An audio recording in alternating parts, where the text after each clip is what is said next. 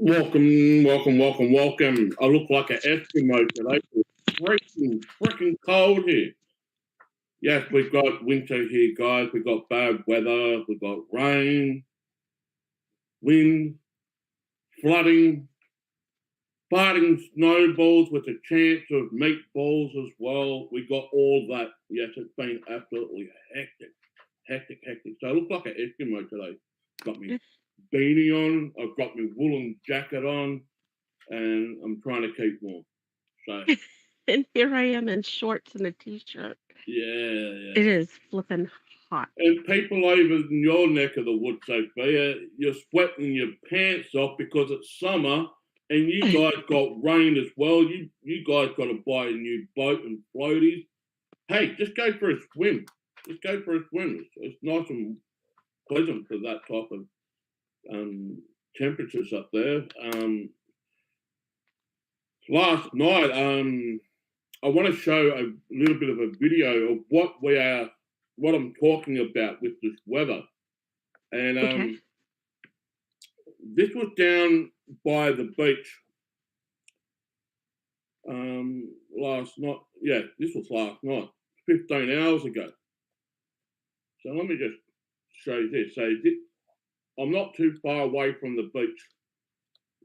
This is Henley Beach, right? Which is just a short 5-minute drive from where I am. hmm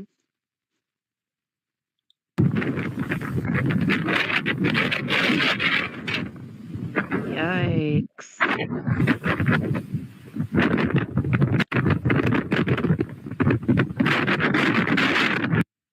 I'll play that again.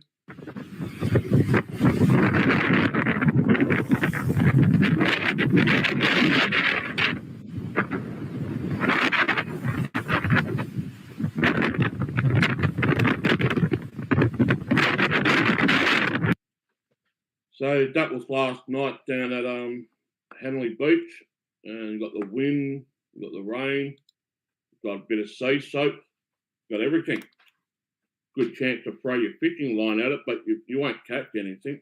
It'll come back right at you, probably hit you in the face.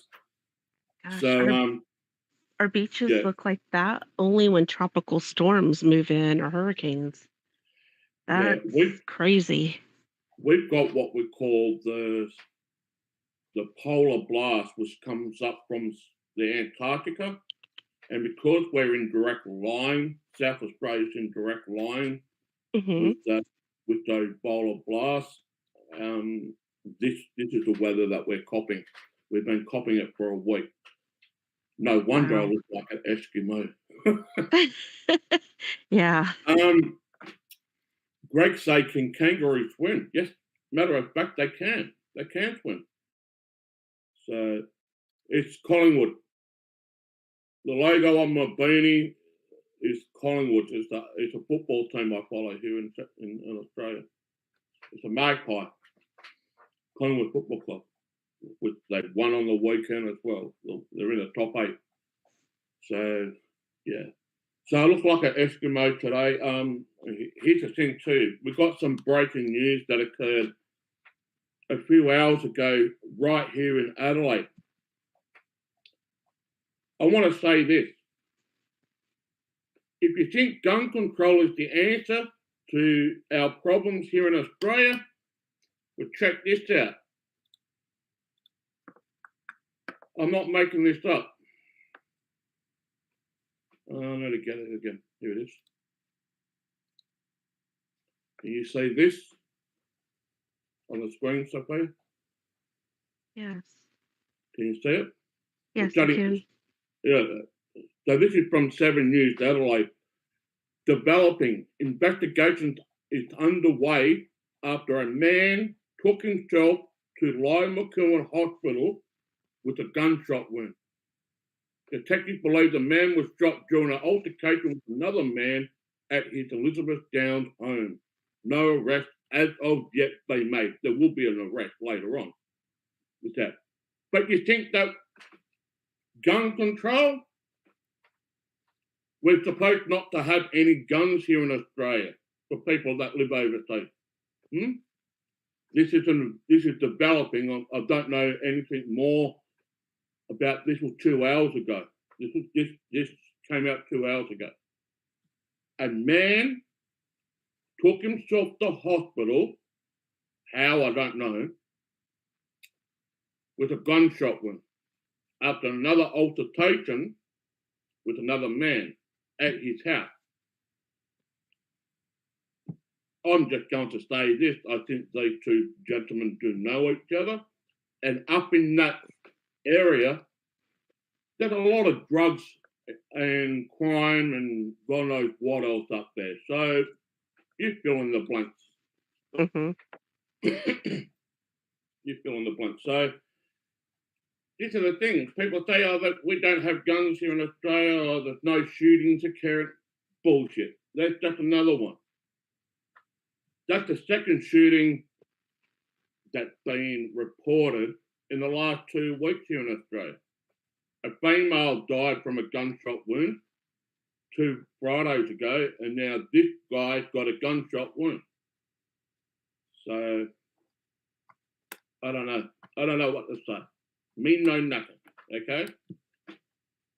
And this is another reason why people think that I'm too critical or I'm too, out there, because I don't beat around the bush.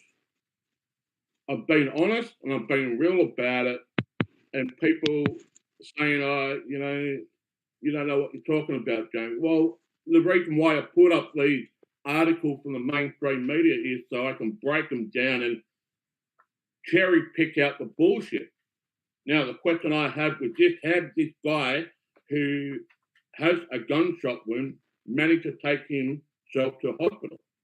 Did he get a lift by somebody? Did the guy that shot him took him to the hospital? I don't know. It's still developing. But don't come around and say that we don't have any shootings here in Australia. We do. We do. You just don't hear about it. And 9 times out of 10, the shootings that occur are criminals. It's drug related. They know each other. Just like we saw up in Philadelphia yesterday. Yeah, that was, Yeah. and that's how it usually is in America too. Is mainly the criminals, and they know each other, drug dealers, gang violence and stuff. Mm-hmm. And what happened, like in Uvalde, that's not an everyday occurrence. No. That's like once every 10 years or so. I mean, the last huge shooting at an elementary school was, I think, SH. I don't want to get your Yeah. your channel dinged Yeah. by saying That's the the. thing. Well, that's the thing. They introduce not gun control. I hate when people say gun control. It's not gun control. It's gun laws to restrict the gun violence and whatnot. But the thing is, gun violence still occurs. It's criminal activity, and many people say, okay, well, we reduced the shootings here in Australia. Did we really? Did we really? We don't hear, well, many people don't hear the shootings that mainly occur. Well, you didn't even know about the Philadelphia one till yesterday, Sophia. I mean, that was pretty strange. But you told us why you didn't, because you don't Yeah. watch cable and all that. But the thing is, I have a emergency scanner on my phone with Mhm. police. I got police, ambulance, and fire brigade, and I can get information from around the world. So if something big happens, my phone just goes, and I'll get a message from my scanner, active shooter or bushfire or bomb threat, and that it comes up on my phone.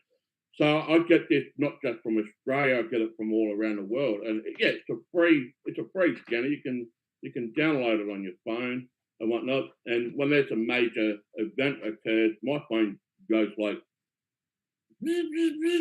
messages galore. Mhm. So Yes, they do. They do. They do a police check. Now, can I just tell a story? I know this is part of security, what they do in the security check, but I'm pretty sure it coincides with gun license. So in South Australia, it wasn't long after I came to South Australia. I came to South Australia in 2005. So it would have been around about 2007, 2008-ish. Maybe a little bit before that. Maybe it could be 2006, 2007. Let me explain. They introduced, the South Australian state government introduced an anti-bike law. Like if you're part of an outlaw motorcycle gang, right, or club, and what they were doing drive-by shootings. They were getting people to work as security for them. They weren't actually security guards. They were just retaliation friendship inside the group that was doing security for them. They weren't actually licensed, but you get my point.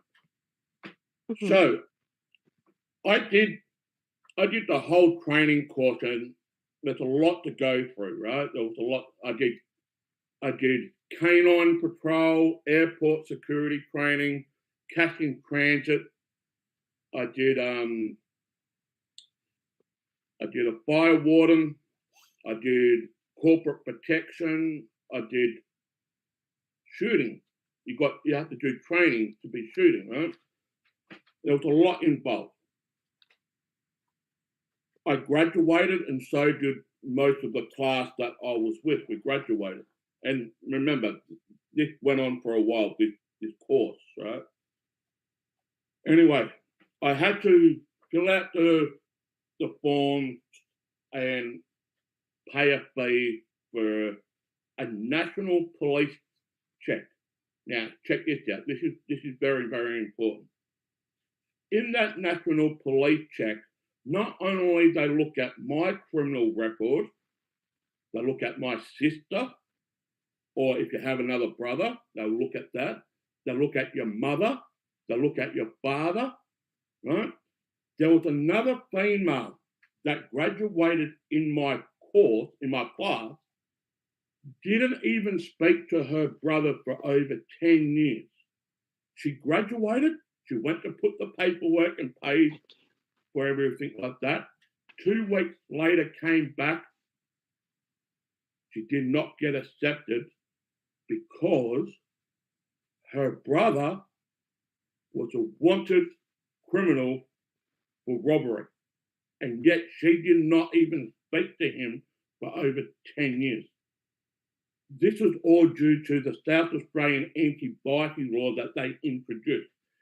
I am pretty sure they do the exact same type of background check when you go for a gun license, because I was working in corporate security, not normal security, corporate security, VIP security, right? And they had to go through every single person in my family, not my aunties and uncles or my grandmother and that. It's just in my immediate family. My sister, father, stepfather, mother, and if I had a brother, which I don't, that would be implemented. So they went through the whole caboodle right across Australia, right? A national police force. At one point in time, they only used to do a state check, and it didn't cross state lines. Well, that is far gone now. They do a national police check right across the board. So if you don't speak to your family for a certain amount of time, and if they did something stupid, like robbery or whatnot, and you go in for a gun license, or in my case, it was corporate security, you will not get granted a license because your sibling screwed up the system, even if you don't even speak to your siblings. And that's the way it is. I'm pretty sure that's what they do with the gun check too here in Australia. They do a whole background check and I'm pretty sure they do your sister, your brother, your mother, your father. I'm pretty sure that because it's due to the anti-bikie law that they introduced here in South Australia. Bikie law means outlaw, like Hell's Angels, Nomad, Rebel, Common Sheriff. You get my joke. That's what this person who I graduated with did not get her security license in corporate protection because her brother was wanted by the police for armed robbery. She had nothing. She knew nothing about it until she got this letter in the mail. That's just crazy. Wow. Yeah. So punish the whole entire family for something that a sibling or a relative did. And if you look at Greg down the bottom here, he's getting me the boss be with you. You're too What young is to that? be. It's a Star Trooper from Star Wars. Oh, I'm sorry. It's for your safety. Absolutely, right? All for your Yeah, safety. you're Rebel too old scum. to be. They can't You hit can't- anything, You're too old to be a Jedi. right? The stormtroopers can't hit things. But they got guns. Greg, I am your father. No. So we had another person walk into a hospital with a gunshot wound here in my state, up in the northern suburbs. But there's nothing to say here. It was drug related. Of course, it was drug related. This is what it is. You take the guns away from law-abiding citizens, and what do you expect is going to happen? Gun violence. Yeah. It's all for your safety. That's all it is. It's to keep you safe. Did you get hey Greg, did you get a facelift? I mean, that looked pretty cool, eh? Yeah, thank you. I appreciate that. It is. Yeah, this is my base. What rebellion you going to take? Take them all on. Take them Why all. not? Yeah. So there's been a lot of talk about the gas prices over in your neck of the woods or your country. I just want to say this: you can probably get a hooker cheaper for buying gas now. You may get more out of it too. You This will. right here. You probably will. Well, you probably get STD out of it too. Who knows? Yeah, exactly. I didn't say it was good. I didn't say you get more good out of it, but you get more. Yeah. That's crazy. The prices here are nuts. Some of these prices, these are like you war, guys- these are war prices.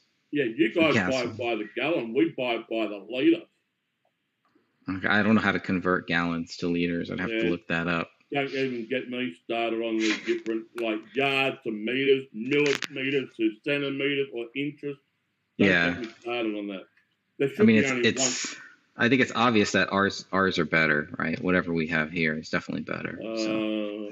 I'm not going to debate on okay. Come on. No. Come Well, on. the thing is, we're paying it. As of yesterday afternoon, So any more bang for your buck. yesterday afternoon, Say and I went for a walk after the show we did, and the service station, petrol gas station, charging $2.25 a litre for gas. So if someone Is there more in a liter? Then I'm gonna try to convert this here. And act like I know what I'm doing. Can Liter to someone gallons. Can someone convert liters to gallons? Okay, for one. 0.785 liters per gallon. Okay, I have for 1 liter, it's 0.264. Never endless numbers for a gallon. So I did it the other way. So you Well, threw me off there. When we buy a V8 car here in Australia, it's a 5-litre engine. Okay, let me convert 1 gallon. Okay, I see what you're saying. 1 gallon is 3.78. So 3.8 liters. Okay, I don't know. It still doesn't mean anything to me. I'd have to physically see it. I did a show earlier this year. It balances out around about the same price. Like you're paying Dude. around about $8-9 a gallon now. Okay, I just saw a photo of what a liter looks like compared. A liter looks like a half a gallon. Is that accurate? Well, what you 2 should say, liters are about a half a gallon. all right, so you got to make it out. 2 How many liters make a gallon? That's what you should be looking at. How many liters make a gallon? How many liters make a Yeah. gallon? We just did that. That was 3.8. yeah, 3.8 liters make 1 gallon. So yeah, man, you guys are way behind. Small. You got to think big. Well, Samuel's down in Texas, and he's getting $4.19 a gallon. That's pretty good for Texas. That's pretty good. Yeah, that's not what I'm paying for gas. I wonder where he is because you're in Texas too, Sophia. So I don't know what the difference is there. Where about in Texas are you, Samuel? What? I'm talking to Samuel in the chat room. He's in Texas. He's probably in rural Texas. I think it's in Corpus Christi. I think it is in Corpus Christi. Yeah, that's where I used to live. And now it's $4.39. Is it more closer to the border or further away from the border? Corpus is closer to the border than where I am. So is it that when you get closer to the border, the gas may be a little bit cheaper? No, it just depends. It just depends. Where's all this gas coming from? That's what I want to know. Well, Corpus, we have a whole bunch of refineries there and stuff like that. Oh, there you go. But they're shipping it overseas. No, I am dead serious. They are shipping it overseas. There's been this big trade. Rick is saying this. Are the Comancheros still a biker club? Yes, they are. Yes, they are. How do I know this? Well, my mum was an ex-Hell's Angel bikie chick. So, yeah. Corpus Christi's on the coast.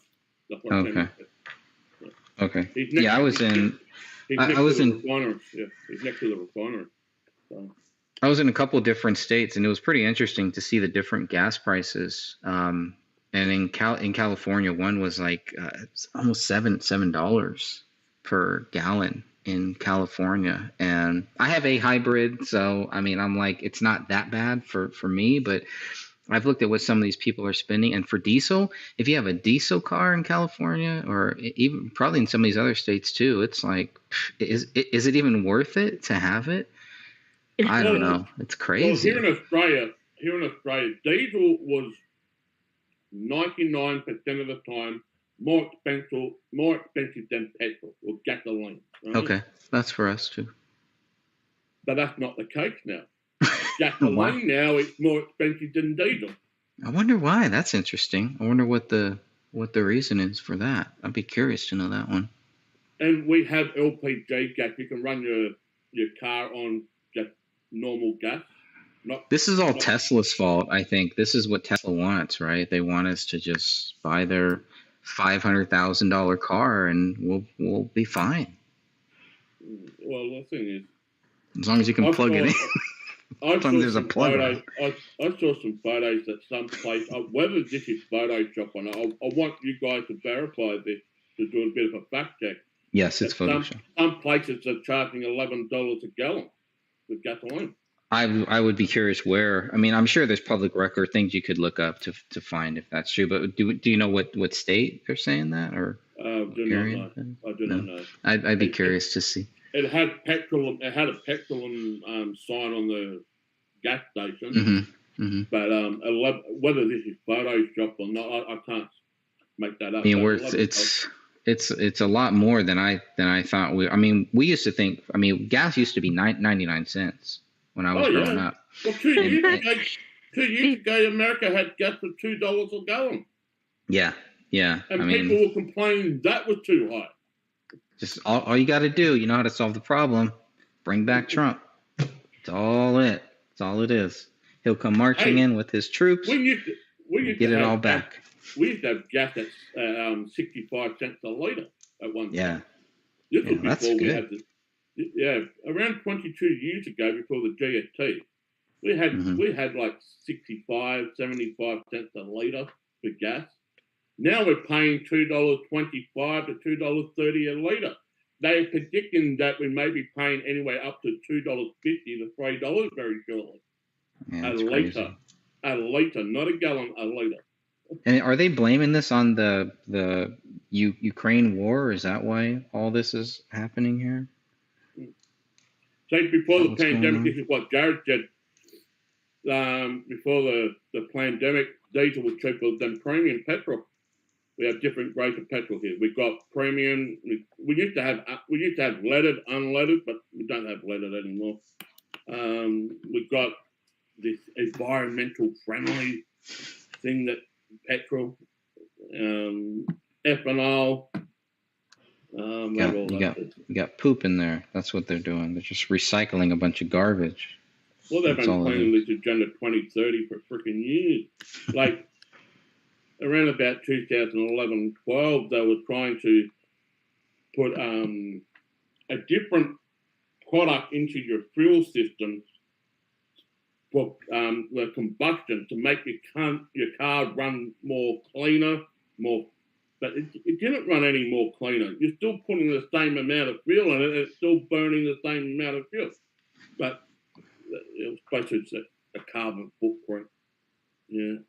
Now, like, not now. I was saying back in 2016, I did a show with Eric when I came up with this. When I found this article that what they wanted to do in every capital city around the world to put like a radius like 5 to 10 miles from the actual city to stop you from driving your vehicle into the city. Basically, they want you to catch public transport or get off your fat ass and start walking, getting some exercise. So they don't want you to drive your vehicle in the city in a 5 to 10K radius.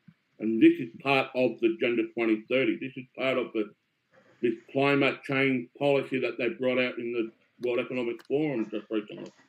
They don't want you traveling, right? They don't want you to travel unless they can control your flow of travel, but they don't want any of that free travel. And yeah, the bikes and all that stuff. San Francisco has a lot of that, and these people running around on bikes, and they're crazier than drivers out there over here. So I mean, And I do don't know. you realize when I want to ask you, Bicyclists, not motor. I'm not talking about motorcyclists. I want Bicyclists. to ask you and Sophia, when did you first saw a massive increase of those electric scooters?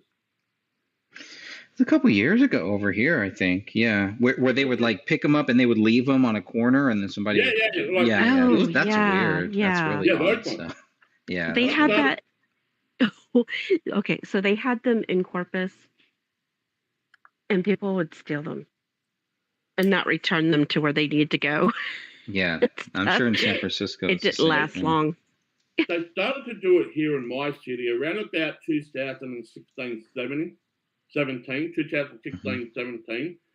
Right now, you can go into every freaking corner. You can get yourself an electric scooter that you pay with your card, and it take away, and you can dump it and on the side Right. there. You can walk and everywhere. They are bloody nuisance. They are. Yeah. You're walking on the sidewalk, and next minute you've got this freaking lunatic on an electric scooter. Right. You know, you don't want to go in the city. You don't want to go in the city on a Friday, Saturday night. That's for sure. So those are probably the same people that are getting their third COVID shot and their fourth booster and all that drama too. So, not the most clean environmentally safe people, but at least over here. I go down to the river. Like I live close to the major river that goes into Adelaide, into the city. It's called the Torrens River, and you won't be shocked, but on any given day you will see at least 10 to 12 different scooters being dumped into the river. These are these new electric scooters that they brought out. They're just ridiculous. Yeah, that's weird. You usually find shopping trolleys, or in America and Canada, you call them shopping carts. You used to find them in the river, in the waterways. But now you're seeing more electric scooters being thrown and dumped into the waterways now. Yeah. Well, that's what do you expect? The scooter war one. Yeah. Shay won't allow me to have a golf buggy. She won't allow me to have a moped. She won't let me have a scooter because I was going to put a 400 big block or 500 big block on them and just do donuts down at the drive-through when I go to Macca's and KFC. You know, just do donuts in the car park. So Rick says, "Gee, Greg, my in-law just got their 4th shot and got really sick a couple of days ago." Yeah, I'm hearing that more and more and more. In my hometown of Castro Valley, more people are getting COVID. My brother just got COVID too, I guess. And I mean, these are all people that are getting their shots. I've never gotten a shot, never done anything like that. Haven't had COVID yet. So, you know, I don't know. I understand what Rick's coming. They just don't. They won't listen. Well, here's a little bit of advice. You can. And you know what's the problem? What's the problem, Jamie? I want you to continue there. What the problem is, some of those people, even though they get sick and they've had their 4th, 5th booster shots, they think the answer is to get a 6th one. Go ahead. Well, here's a bit of advice. I'm not telling what people should do. Wait, This is just a bit of advice. Right? I'm not a medical doctor, but I have family who's been nurses for over 30 I'm a years. medical doctor. I got you covered. You got you. I have a story actually in regards to the shot. I was talking with my sister. I hadn't talked to her in a while. My older sister, and she was telling me that her mom got the shot and the booster, and 3 days after the booster, she had a stroke. Here's a bit of advice. And they won't blame the boosters. They won't blame the shot. None of that. That has nothing to do with it, right? It's so ridiculous. I'm at this part right now. I mean, I've been the forefront in talking about the pandemic here in Australia solely for the last 2.5 years. No one has even come close here in Australia to talk exactly what's going on. And most importantly, no one has been real about it than me. But it's not about me. I'm just going to say this. Are the kangaroos? Kangaroos? No, yeah. I'm just saying this. I am not going to talk to anybody that don't want to listen anymore. That's good. That's smart. Because they're not going to listen. Here's the thing. They are in denial. And people still come to me to this day saying, Jamie, what can we do about this? Well, ideally, if they've gone out their way blindly to get the vitamins that they want and end up getting sick and getting an adverse reaction or whatnot, who's that responsible? It's their responsibility. Right. We're not going to wake these people up. They're just going to say, oh, we're conspiracy theorists, we're all this and all this. And 9 times out of 10, what we say 6 months out in advance comes to part and comes to fruition and comes to light. They may blame us. They may blame us because we're not getting our shots. They may say, well, you guys are why I'm on my 5th one and I'm still getting COVID. Yeah, well, the thing They is, still find a way to blame us. Don't worry. What about gaslighting? Here's it. Check this out, Bruce Lee. I was down at a tobacconist shop last week with Shay, and check this out. She mentioned about COVID. The lady that served us was mentioning about COVID, and I said, okay, I've got a question for you. And this is not being a conspiracy theorist. I said, you work in a tobacco shop, and I suppose that you've got plenty of people who are smokers. He said, yes. I said, answer this question then. How many smokers that you know of had COVID over the last 2 years? I said, that's a bloody good question. I never thought about that. I said, well, what they said at the very, very beginning of this pandemic, anybody that was a smoker was at a higher risk of getting COVID. Go around in your local neighborhood and ask the people who have smoked, have they got COVID over the last 2 years? You'll be surprised how many people who have smoked or who are a smoker have not got COVID. And yet they came out at the very, very beginning saying that smokers were at a very high rate to getting COVID. That's not my word. That's what they said on their website. Well, they also said that we didn't need to wear any masks too. That was one of the first things that they said. There's no need to wear Fauci said that. masks. I mean, Dr. Fauci said that. I recommend people. And now he's wearing 4 masks. Yeah, now he's got. Ooh, great book. Oh, you got it. I'm so jealous. I haven't purchased mine yet. Get that book. I got the audiobook. The audiobook is like, dude, that's like 24 hours or something. Jamie, what's the page count? Because I heard that book is like over 1,000 pages. Is that true? What's the page count on that book? No. 700? No. It's big. No. It's only 450 pages. Really? Yep. Wow, I thought it was more than that. No. That doesn't mean there might be a second book coming out. Oh, check this out. Be Dr. water, Judy my Markovich- friends. Dr. Judy Markovich sent me an email this morning. Nice. What's she up to? Well, let me just bring it up on my phone. Yeah, she was doing this US tour around America on the crimes against humanity, right? And let me just read this. For those people, there's the email. I'm reading it out, okay? That's Dr. Judy Markovich. It's on my phone, right?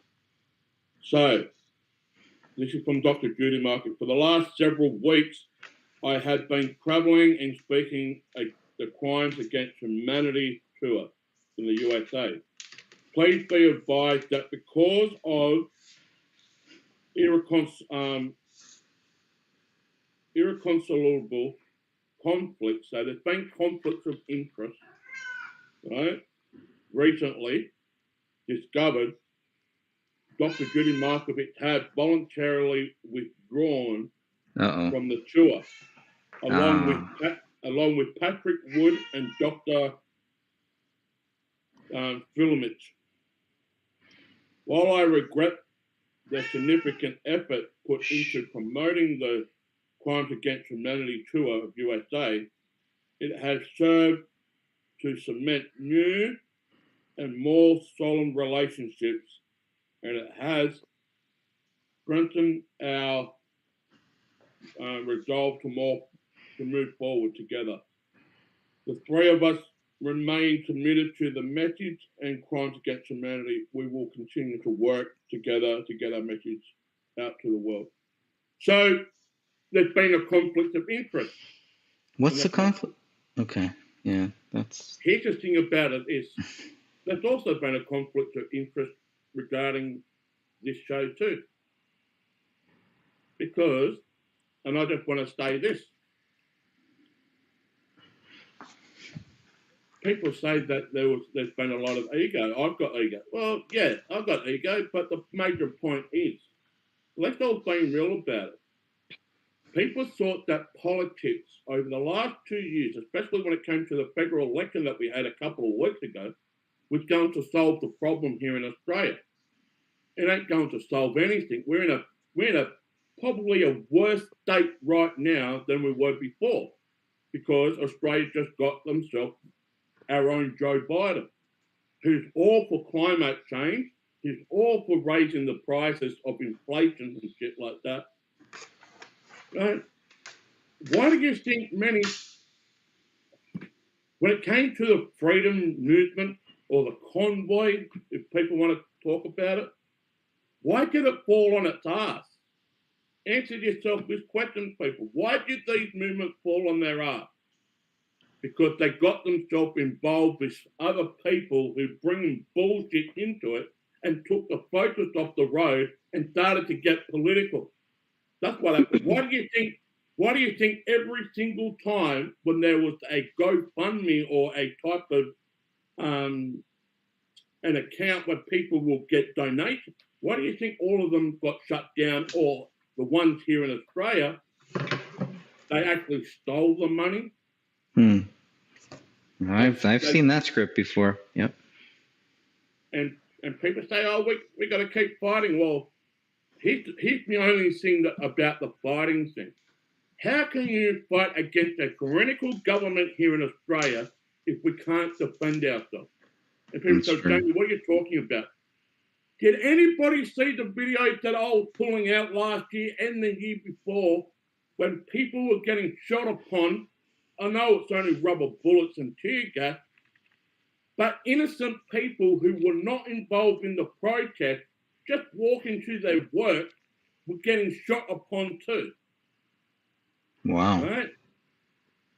We can't defend ourselves. What, you think waving a flag and beating a bloody drum is going to get the message across? That's like insanity. You keep doing the same thing over and over and over again, expect a different result. Nothing has changed. It's just gotten worse. People have been saying, oh, let's throw them in jail. They ain't, no one's going to jail, people. I wish people will realise this. Oh, they got served papers in the international court. Well, who's running that bloody court system? It's not an actual court. People were served, like I've got videos of this. Parliaments around the world were getting served this piece of paper just before Christmas last year. An international court circuit against crime against humanity. Has anyone been arrested? Has anyone been put in an orange uniform with the serial number or prison number? No. Because it's ludicrous. It's bullshit. No one is going to be held responsible or accountable for this. Why? Because they're all in it together. Until the people of the world, the citizens like you and I, stand up as a one force, and I thought we were supposed to, we ain't going to achieve anything. You want to know why it fell apart? Because there were so many different agendas that were brought into it. They wanted to fix 1,000 things at once, but realistically, all I wanted was to get rid of the mandates. All the mandates, be able to go across the border to see my family, be able to travel freely, be able to walk into a shop or restaurant without being asked for anything like form of identification. Right? Matter of fact, I still can't write for me freaking magazine that I was working for before the pandemic as a journalist because you had to have a vaccine status. Right? We can't defend ourselves. How are you going to fight against a tyrannical government if you can't defend yourself? In fact, I'm talking to people here in Australia. In America, different things, but they're trying to get rid of your Second Amendment, but that shall not be infringed. So the difference here in Australia is we never had that in our constitution, the right to bear arms. We never had that. But in America, it's embedded in there and it shall not be infringed. That they want to take that Second Amendment away because of all these freaking shootings that are occurring. Funny that 9 years after we had the gun control or gun law, 9 years after, in 2002, there was another mass shooting at a university here in Australia. And I just read out a report today in my city, in the northern parts of the city. A guy walked into a hospital with a gunshot wound. Whether they knew each other, whether it was drug related, the fact of the matter is someone got shot. But I thought we had gun control here in Australia. Bullshit. Anyway. What do you want to say? Very right back. Okay. What do you want to say, Sophia? I just dropped the book on the floor. Hold on. I was listening to what you had to say. It's true, though. I mean, we've tried caravans, we've tried protesting, we've tried petitions. You know, nothing ever works. And the only thing that they fear right now is the fact that we do have the Second Amendment. The First Amendment's kind of gone while you're online. Well, that's the thing. Yeah, the freedom of speech. Yeah, but see, what comes with that freedom of speech is consequences. You can say whatever you shall please, but the only thing that you don't control is the consequence. People are still going to hold you accountable for what you say, and everything. I get that. But yeah, your First Amendment is basically gone. Now they want to take your Second Amendment along with all the other ones as well, like your third and yeah. You want to plead the fifth? Okay. We had in our county, in this California county that I grew up in, the whole mask mandate is back. As of Friday, they put it back. I can't figure The this out. COVID restrictions are all back. Check this out. More. Greg, as ludicrous as it sounds, you're in summer. Am I correct? America's in summer right now, yeah? Hmm. Yeah. Right. Here I am looking like an Eskimo. It's winter. I've got a beanie on. I've got and that's Well, because it's backwards there. It's Australia. It's kind of like a Canada. You guys are all backwards. Yeah. So that's not where I'm going. Over the last 2 years, didn't they implement all these mandates back around winter time? I thought this virus wasn't supposed to be active in the heat conditions. I think we learned that the very first year. We learned that in the summer of 2020, and they were expecting this big rise where they first thought that it was going to actually get worse in the summer. There were doctors very early on, Dr. David Erickson, who was saying we need to be out in the sunlight. That staying indoors for 2 weeks, not playing in the dirt, things like that, not being around people is actually going to make things worse. So there is a big argument to be said that because they kept us indoors, because of the mandates, because of the mask mandate, because of all of these things that they did to us in those first couple 6-7 months, this could be why it's lasted so long. I think there's a good argument to make for that too. But yes, I think we all know that in the sunlight kills it. Yeah. Sunlight kills COVID. So it's your summer and Sophia's summer and other people that live in it's our winter here in the Southern Hemisphere. Most of our mandates had been removed. The state of emergency here in South Australia, so to speak, when it comes to COVID, removed. Mm-hmm. But they put in a new emergency called climate emergency here in South Australia. But that's a whole different subject altogether. What I'm saying is, we're removing our mandate, and it's supposed to be winter. This is where the winter flu starts to come out, right?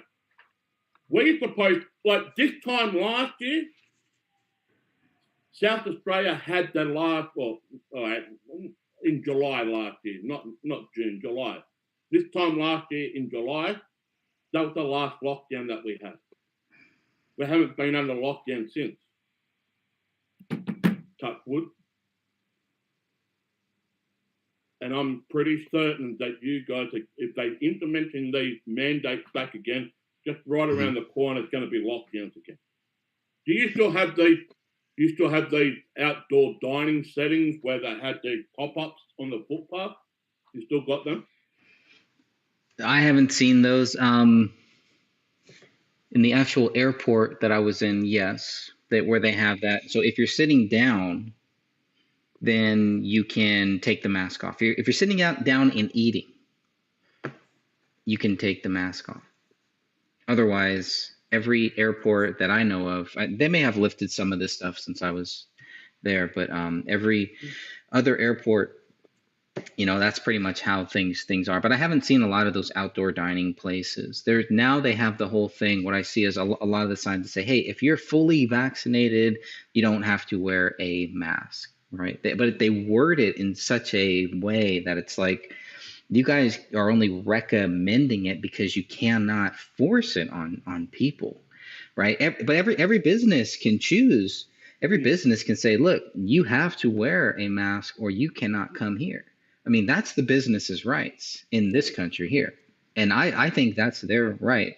Those are not businesses that I want to go into. You know what I mean? But that's their right. If they want to do that, if they want to force that on people, They But the main can. thing, I feel the like they main, should. the main thing I just, can anyone determine what is fully vaccinated is? Because, hey, YouTube, I'm not making this up. This came from the state government of South Australia, right? They don't classify you being fully vaccinated until you get your 4th booster shot. Oh, but let's go back 18 months ago. You're supposed to be fully vaccinated after your 2nd dose. Oh, but 6 months later, no, you've got to get your 3rd one. Now, another added 6 months on top of that, the South Australian government has now came out, and this is South Australian government, you can look it up for yourself, people. They do not deem a fully vaccinated person unless they had that 4th shot. That 4th shot. So can anyone determine or come up with the scenario, what is a fully vaccinated person is? Yeah, it's whatever they say. It's whatever. I mean, they change it, but it's like, well, you are now, whatever the latest thing is. It's like the latest trend. If it's the 2nd booster and you got it, then you're fully vaccinated, right? But you're absolutely right, because the truth is you'll never be fully. No one Yeah. is fully vaccinated. It's a. I mean, that's the thing. I mean, how can someone determine what a fully vaccinated person is? And if the government, now apparently this is coming from WHO, they didn't implement these mandates. It was the government that did it. They just They passed believed the what buck. they needed to do. Right. Because right. I'm going to play a 2-minute video right now. And this video, I am titling it, The Wide World of COVID Idiots. Over the last 2.5 years, I have seen so many different scenarios from all around the world.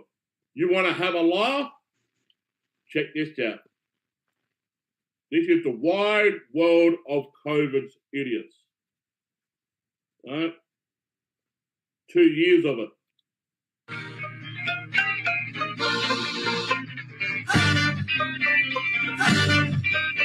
Right, we'll start again. Start from the start. Here we go. Wide world of COVID idiots. This is 2 years, 2.5 years of videos that I just put together.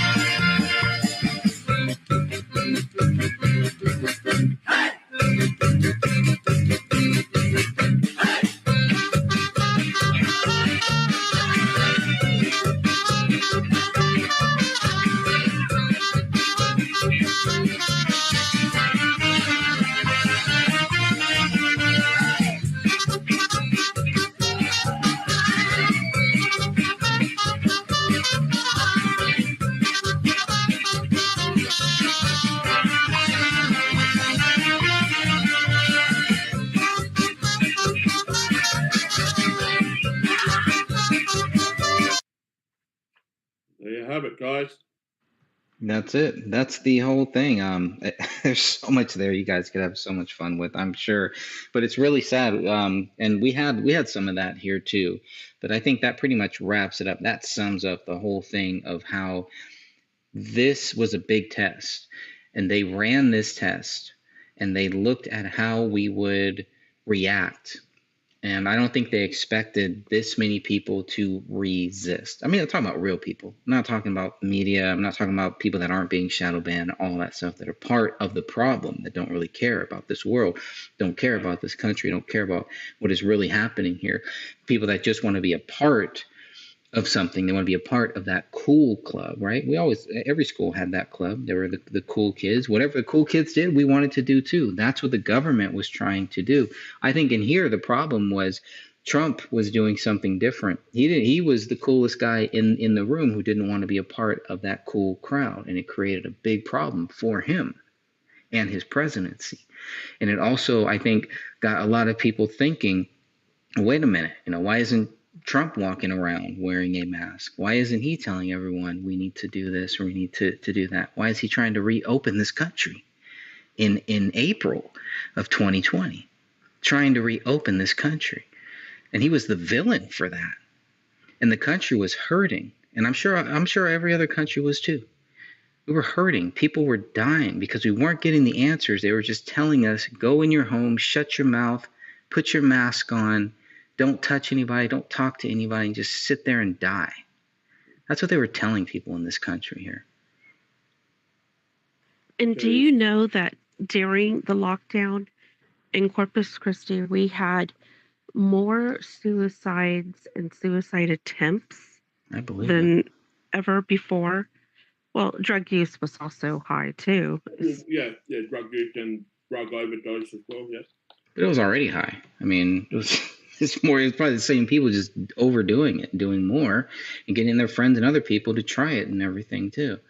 And that's why I'm saying with these gun violence occurring in America, I could be wrong in this prediction, but in certain places where they had opened up, and that in these cities that the shootings have occurred, it's like 2 years of locking themselves up. They need to get out.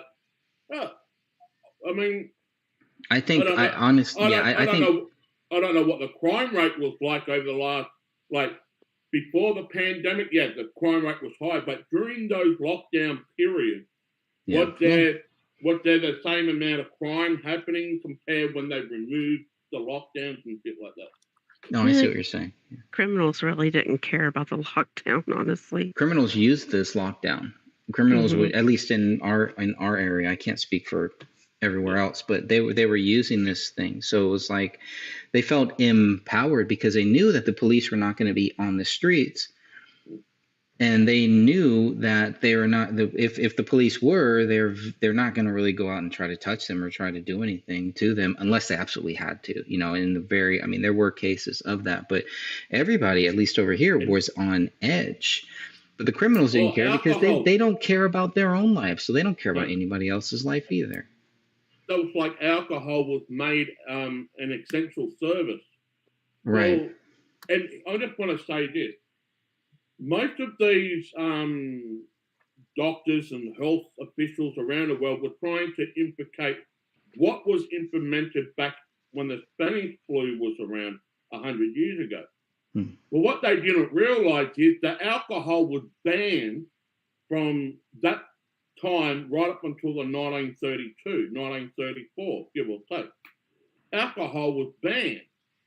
That's why people were selling Sly grog, which was underground basement sellers that were selling that, right? It was against the law to buy Sly grog or to purchase alcohol back when the Spanish flu. But why did they make alcohol an essential service for the COVID? I know why. Because people like to drink. Right? Yep. So, I mean, well, I'm happy they did. I don't know what I did. Yeah, but thankfully I was stocked up on wine if I needed to make it through the summer, but I didn't have to. Thankfully, it never came to that, Jamie. you couldn't, like, check this out. So they shut down the pubs, right, or the bars, but the bottle shops will remain open. You can go and get what you want and take it home. Right. I want to find out that does some of these bottle shops have delivery service that they can drop it at I think they did. I think some of them did. I could be wrong on that, but the bottle shops were still open. And I'm saying they're making a killing here. It's essential service. Well, I know the funny thing. I used to say this right at the very beginning of this whole mess back in 2020. People need to drown their thoughts, and they need alcohol to do it to keep themselves consciously clear. Because most of the shops were shut. Yeah. You can only go up to your local supermarket, and this is when they put a limit of what you can buy. Like you can only buy 2 pasta or 2 loaves of bread or 1 3-litre milk. They had limit on how That's a much good you can point. purchase. Yeah. And But not on alcohol. You're right. They didn't have a limit on alcohol. You're so right. They had plenty of alcohol. Yeah, Jared makes a great point there too. It was cheaper than going to the pub, which is true because the pub is more of a social thing, right? And I mean, it was sad when our local winery did shut down because that's how we used to. And we used to do that because you could get everything at a pub if you were just a wine taster, and there was like an area that we could just go out there. We could bring our own picnic, bring our own food, and just sit out there and just chill, you know. And another good thing about it, at least you don't get a record for drunkly, or what's it? Being when you're out, you know, when you go on a night drinking, you can get a record for drunkenness.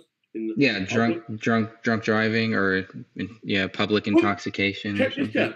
In the very, very early days of the restrictions that we had in South Australia, very, very early days. I know they re-implemented it down the track, but when they had the level 4 restrictions here, actually it was level 5, you couldn't get pulled over by a police officer for random breath tests because it was the COVID regulation thing, right?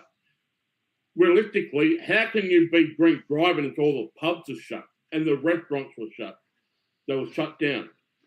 Right? The only way that you could possibly drink drive if you've been taking bottle shops, right? You go down to the bottle shop, you drink at home, and you're going for a drive to another. But no one was getting pulled over for random breath tests in about the 3 or 4 month period, right at the very beginning. Yeah. They reintroduced that, but there was a period of 3 to 4 months. The police was not. Now, I could be wrong. I know in my area where I was living at the time, they did not pull any vehicles over for random breath tests. There were cases here where they weren't putting people in jail. You know, they would write them a ticket or they would give them a summons or something like that. But they changed a lot of things. So I mean, there's some good things that came out of it. Yeah. And most of the like Salty said, most of the bottle shops here in South Australia, home delivery. See, what they wanted people to do was not leave your home. And they were starting this up before the pandemic. You didn't have to leave your house to do your shopping. You can get it delivered at your front door. The Amazon. I mean, look at Amazon's numbers. Yeah. During the COVID, man, they're freaking amazing. There's some record-breaking numbers. I'm sure. You don't even have, even before the pandemic, you didn't have to leave your house. You didn't have to leave your house to pay your bills. You can pay it online. That's true. You're right. See, I've always been kind of a homebody myself. So the pandemic didn't hurt me. People who, social, people that were very social, people that loved to be out in there, people that needed to be out in there, that had they had self-esteem issues is the word that I'm looking for. But there were a lot of people that it really hurt them because they were used to going out every Friday, Saturday night. They liked to be around people, etc. I wasn't really like that. So it didn't affect me the way that I think that it affected a lot of other people. Yeah, well, that's the same with me. None of this COVID mandate affected me at all. And yet And yes, I was out every day. I'll do a show, and then Mhm. after I finish, I'll do a show, and then after the show, I'm out. I had people literally telling me I could not go down to the beach to fish. I had people saying, I said,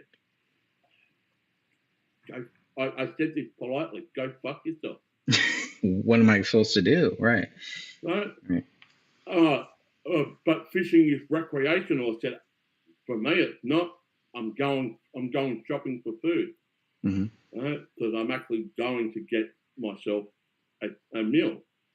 Right? And you can't go fishing. Now, there were places here in Australia where the state government and the police were imposing fines if you were going out fishing, because fishing was not considered as an essential service.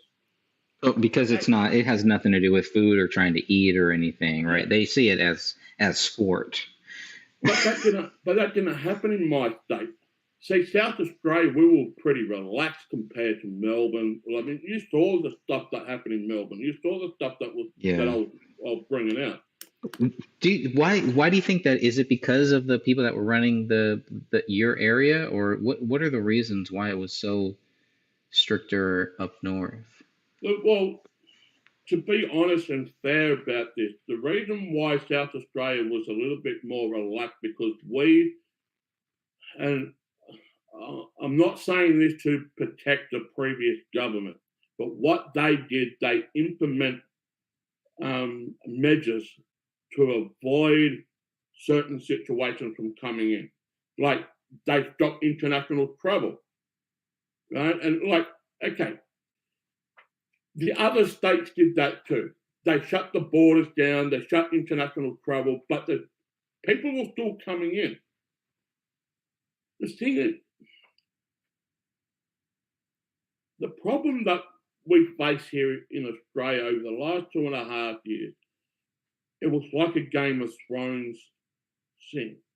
State versus state. Who's got the biggest dick than the other person? It was becoming a pitching contest, right? The reason why South Australia, in my personal belief, how we managed to get through this without the severeness of what Melbourne went through, is because we're so vastly spread out more. Melbourne is condensed, it's compacted. It's like Sydney, 6 million people live in the city. It's compressed, it's suffocating itself. And it's you know what I mean? It's just like you're living on top of one another. It's New York. Here in South Australia, before the pandemic, people wanted to fucking get out of this state because jobs were going out the door, factories and everything was shutting down way before the pandemic. People were leaving their education, like university and stuff. They were leaving halfway through and going over to the eastern states to finish their degree and whatnot. Wow. This was before the pandemic. This was before, and then the pandemic happened. What do you think those people came back to? Everybody wanted to come back to South Australia. Why? Because we were still open. We can still move around. We can still go from place to place. Well, that's why people are moving out of California and moving out of some of these big blue states, the super blue states, for reasons just like that.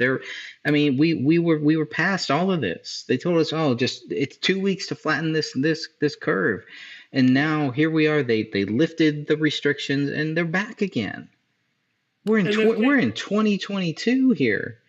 Yeah, the summer.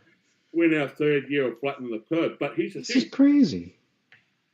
The police was a bit more. Now, people will say what they want about the police, but this is just my standpoint on it, right? The police was a lot more lenient here in South Australia towards me. Whatever your beef with the police, that's on you and the police officer, right? But what they've done for me, I had police drones flying over my head, and I still do, right? They're still watching what I do.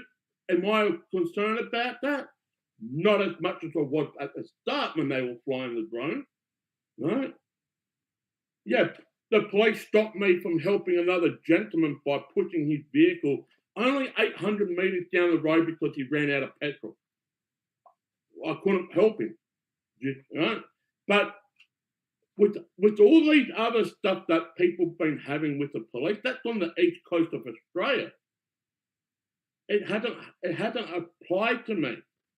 Therefore, I have no problem with the police in that respect.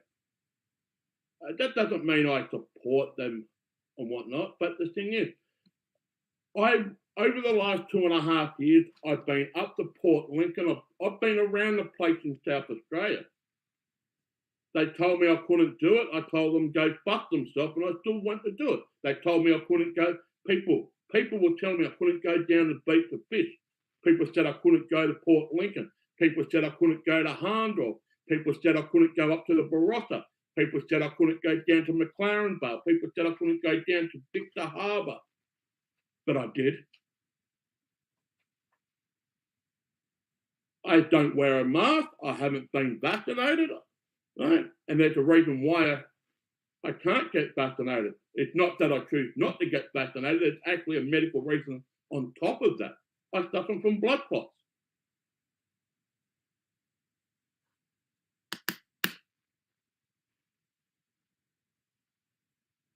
And this is the reason why South Australia, South Australia was the only state, matter of fact, we were the only place in the world back in November 2020, November of 2020, we were the only place in the whole wide world that had a pizza box variant of COVID. They knew it was bullshit, but they still locked us down for 3 days. No other place in the world had this variant, but South Australia did. And,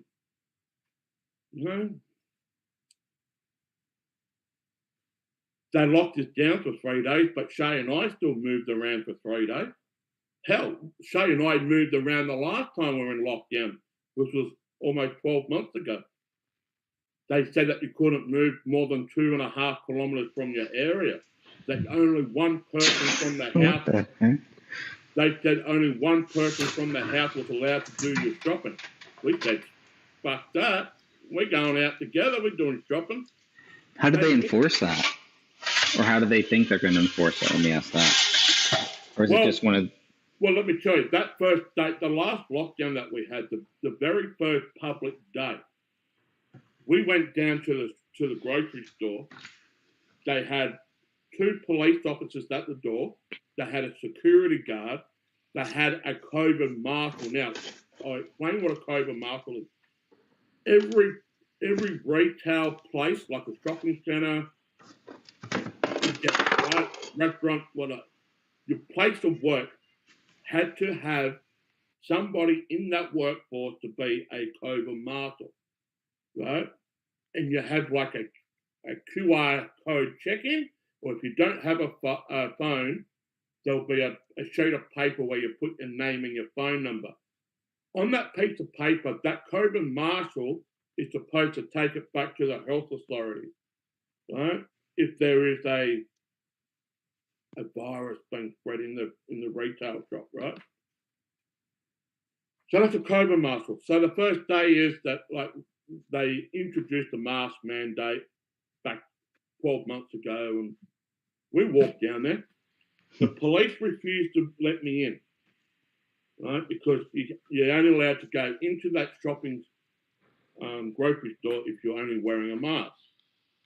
Shay said, but I need to get in there. I need to get some milk. And remember, Shay and I only just moved into this place, and our belongings, our furniture, was still stuck in a storage unit because the South Australian Health Department deemed it not essential for us to get our furniture in and put it into our home. So we had to go to the grocery store every single day to get a litre of milk, to get some bread, get the basic needs. But we can't go into the shopping centre without wearing a mask. But Shay said, I need to get in there. We've got no fridge. We need to get some stuff. Right? You guys can't even allow us to get our furniture out of the storage unit. And she made a decision that I was going to remain outside because I wasn't going to wear a mask. She purchased herself a mask only for that day to Mhm. get the needs that we need. Now, people can say, oh, Shay should have told them to fuck themselves and that. Yeah, well, listen, look at the situation that we're in. We had no furniture in this house, only our bed, Yep. a TV. We had no fridge, no washing machine. We were locked down for 7 days. All our belongings were in the storage unit. The health department said that we couldn't go and get it because it wasn't essential. Well, we needed milk, we needed bread, we needed the vital things. Shay bought herself a mask on that day, and people still complain that Shay sort of told them to fuck themselves. But I'm totally with Shay. I had something similar. Yeah, there's more to it. Shay wants to say to it. So Okay, so at the time, we all thought, oh, this will be just for the week and we'll be back to normal afterwards. Yeah. So I'm like, okay.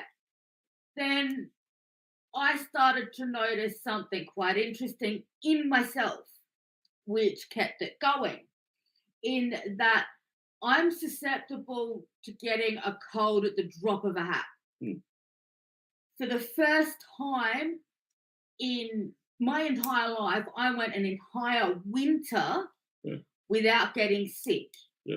And it was only because the places where I'm normally going to get sick from, we didn't go to, or if we did go to, we were forced by law or by this.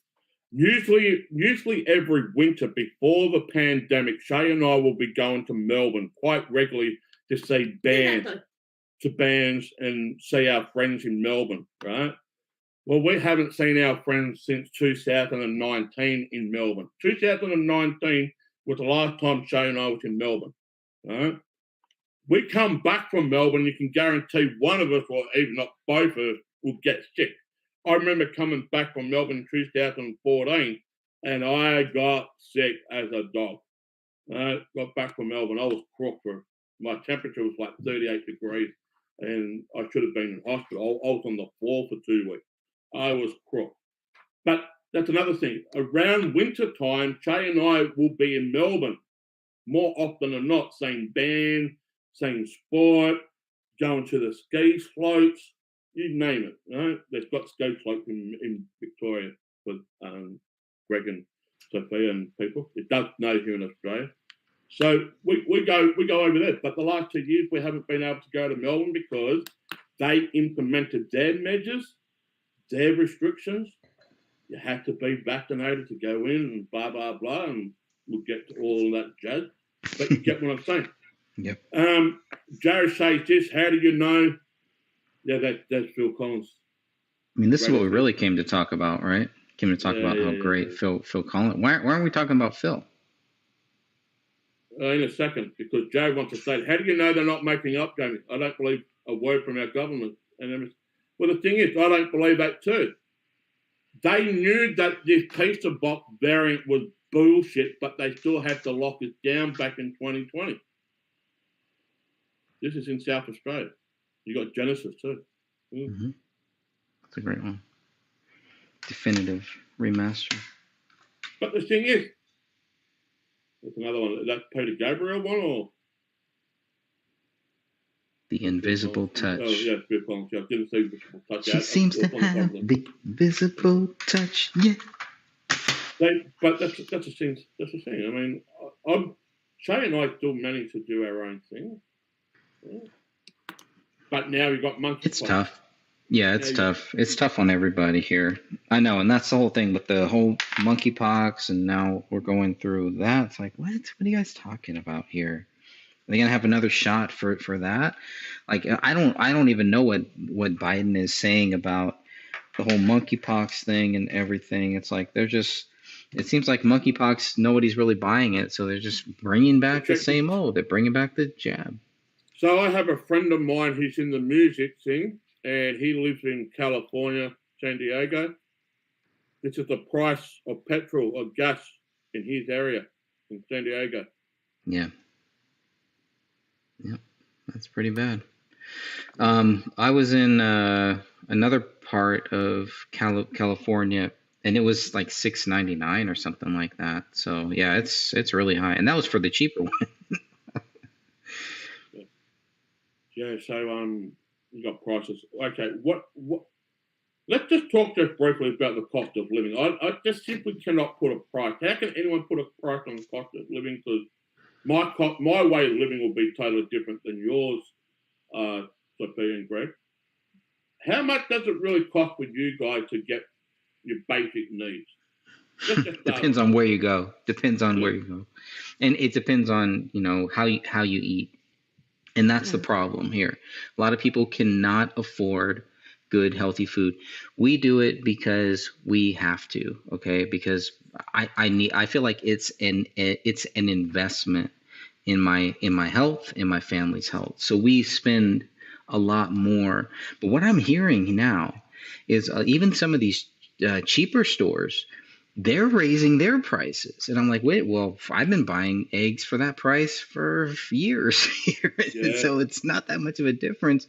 But it's like, wow, so even the bad stuff, well, just come on and not everybody has a Whole Foods, but if you have a a Whole Foods here, or a co-op or something like that, that's where you got to go. I know it costs more, but think of it as an investment in your health so that way you don't have to pay more later on with doctor's bills and things like that. That's the way that I think about it. Pixie I Doodle don't know how says, Sophia's area is. yeah, Pixie Doodle says this. Gas is still under $5. KY, is that Kentucky? KY? Yes. Yeah, Kentucky. Kentucky. Well, we went to the grocery store on Friday and we budgeted, made a list and everything, and we're budgeting. Thankfully, we didn't have to buy formula, but we spent $200 for two adults to eat. And we have, we just bought like some snacks and stuff, mainly because a lot of the foods that the kids eat is just out of stock. We can't find it. Like chicken nuggets, a certain brand of that we cannot find anywhere. And so that was, yeah, $200 for us. And And that's 200 per week, 200. yeah, 200 per week. Well, Yeah. that was just last week. Who knows Okay. what it will be when we go this week. Yeah. And Well, so then that's the thing gas is too. 60 So bucks. I'm not trying Yeah. to cut you off, but that's another thing too. You pay rent. Well, let's say if you're paying rent, Hmm. you pay rent per month. Here in Australia, we pay it by the week, well, fortnightly, right? Every 2 weeks. So just work this out. So Shay and I pay $350 a week, 700 for a fortnight. That's around about times that by 4. It's around about 1,500 bucks a month just on rent. You're not Hmm. that's not including the internet, the gas, the electricity, the water. That all Yeah. piles up. Like those bills, like the gas, water, electricity, that comes every quarter, right? Sometimes it comes every month, like the gas and electricity that comes every month. But the water comes every quarter. But when I was talking to some of my friends in America before the pandemic and during the pandemic about the cost of living, they were saying, "Shit, you pay so much in rent and that." I said, "Well, break it down. You're paying rent by the month. Divide that by 4. It kind of lends itself to get like I had a when I was in Canada in 2002, 2003, I had a 2-bedroom apartment in Canada, 500 a month. And I said, that was cheap. 500 bucks. So you break it down per week. I said, what? That's roughly around about less than 100 bucks a week. You can't get a house here in Australia less than 100 bucks a week. A house, or let alone an apartment. You can't get that. We moved almost, yeah, about a year ago now. And we actually left the town that we had lived in for 20 years because we couldn't find something that was not only within our price range, but fit our needs. Mm. And so we decided we were just going to up and leave, and we found the perfect place, and we spend 1,800 a month, and that's not including electricity and water and Yeah. stuff. But when we go to renew in December, it's going to be even higher. It's going to be over $2,000 a month. And so now we're seriously thinking about getting a home Yeah. and putting And down that's roots. and that's the biggest problem, right? I mean, isn't this the biggest problem here? Because I always think, well, yeah, we'll just buy it, but it's like you have to put down a lot if you really want to purchase your own home too. A lot of people can't put that much money down. You got to Right. save that up. How can you save that in order to put a nice down payment on a home when you can't even afford, your bills, you can't even afford rent and everything like that? It's just so sad. We have tent cities here, Jamie. I don't know what your guys' freeways, your highways are like. I just saw, I'm seeing more sophisticated tent cities along our freeways. Oh, People are yeah. living on our freeways. They're putting up tents. People go camping. If anyone has gone camping here, I'm sure people have. Can you picture doing that for your whole life and not knowing where your next meal is going to come from, not knowing where If I everything was is on going? my own, Greg, It's so sad, man. if I was on my own, if I was on my own and I had no one like my family or say, yeah, I'll do it.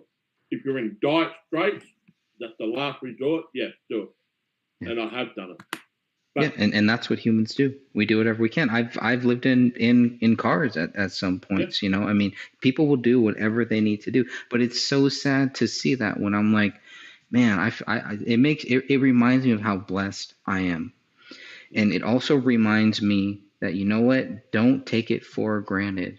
And it Yeah. also reminds me, if I can help others, make sure that I do. well, And that's the thing too. Back in 2002 in Vancouver, I saw tent cities then.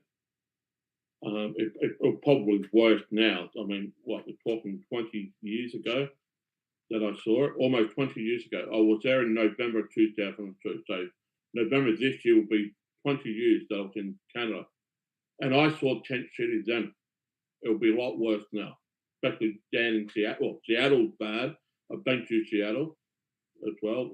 Seattle is a shithole now. But yeah, you're right. I mean, just having a look at it now, I think desperate measures made from desperate times. We do have to survive, and I've been seeing a lot of places around my area.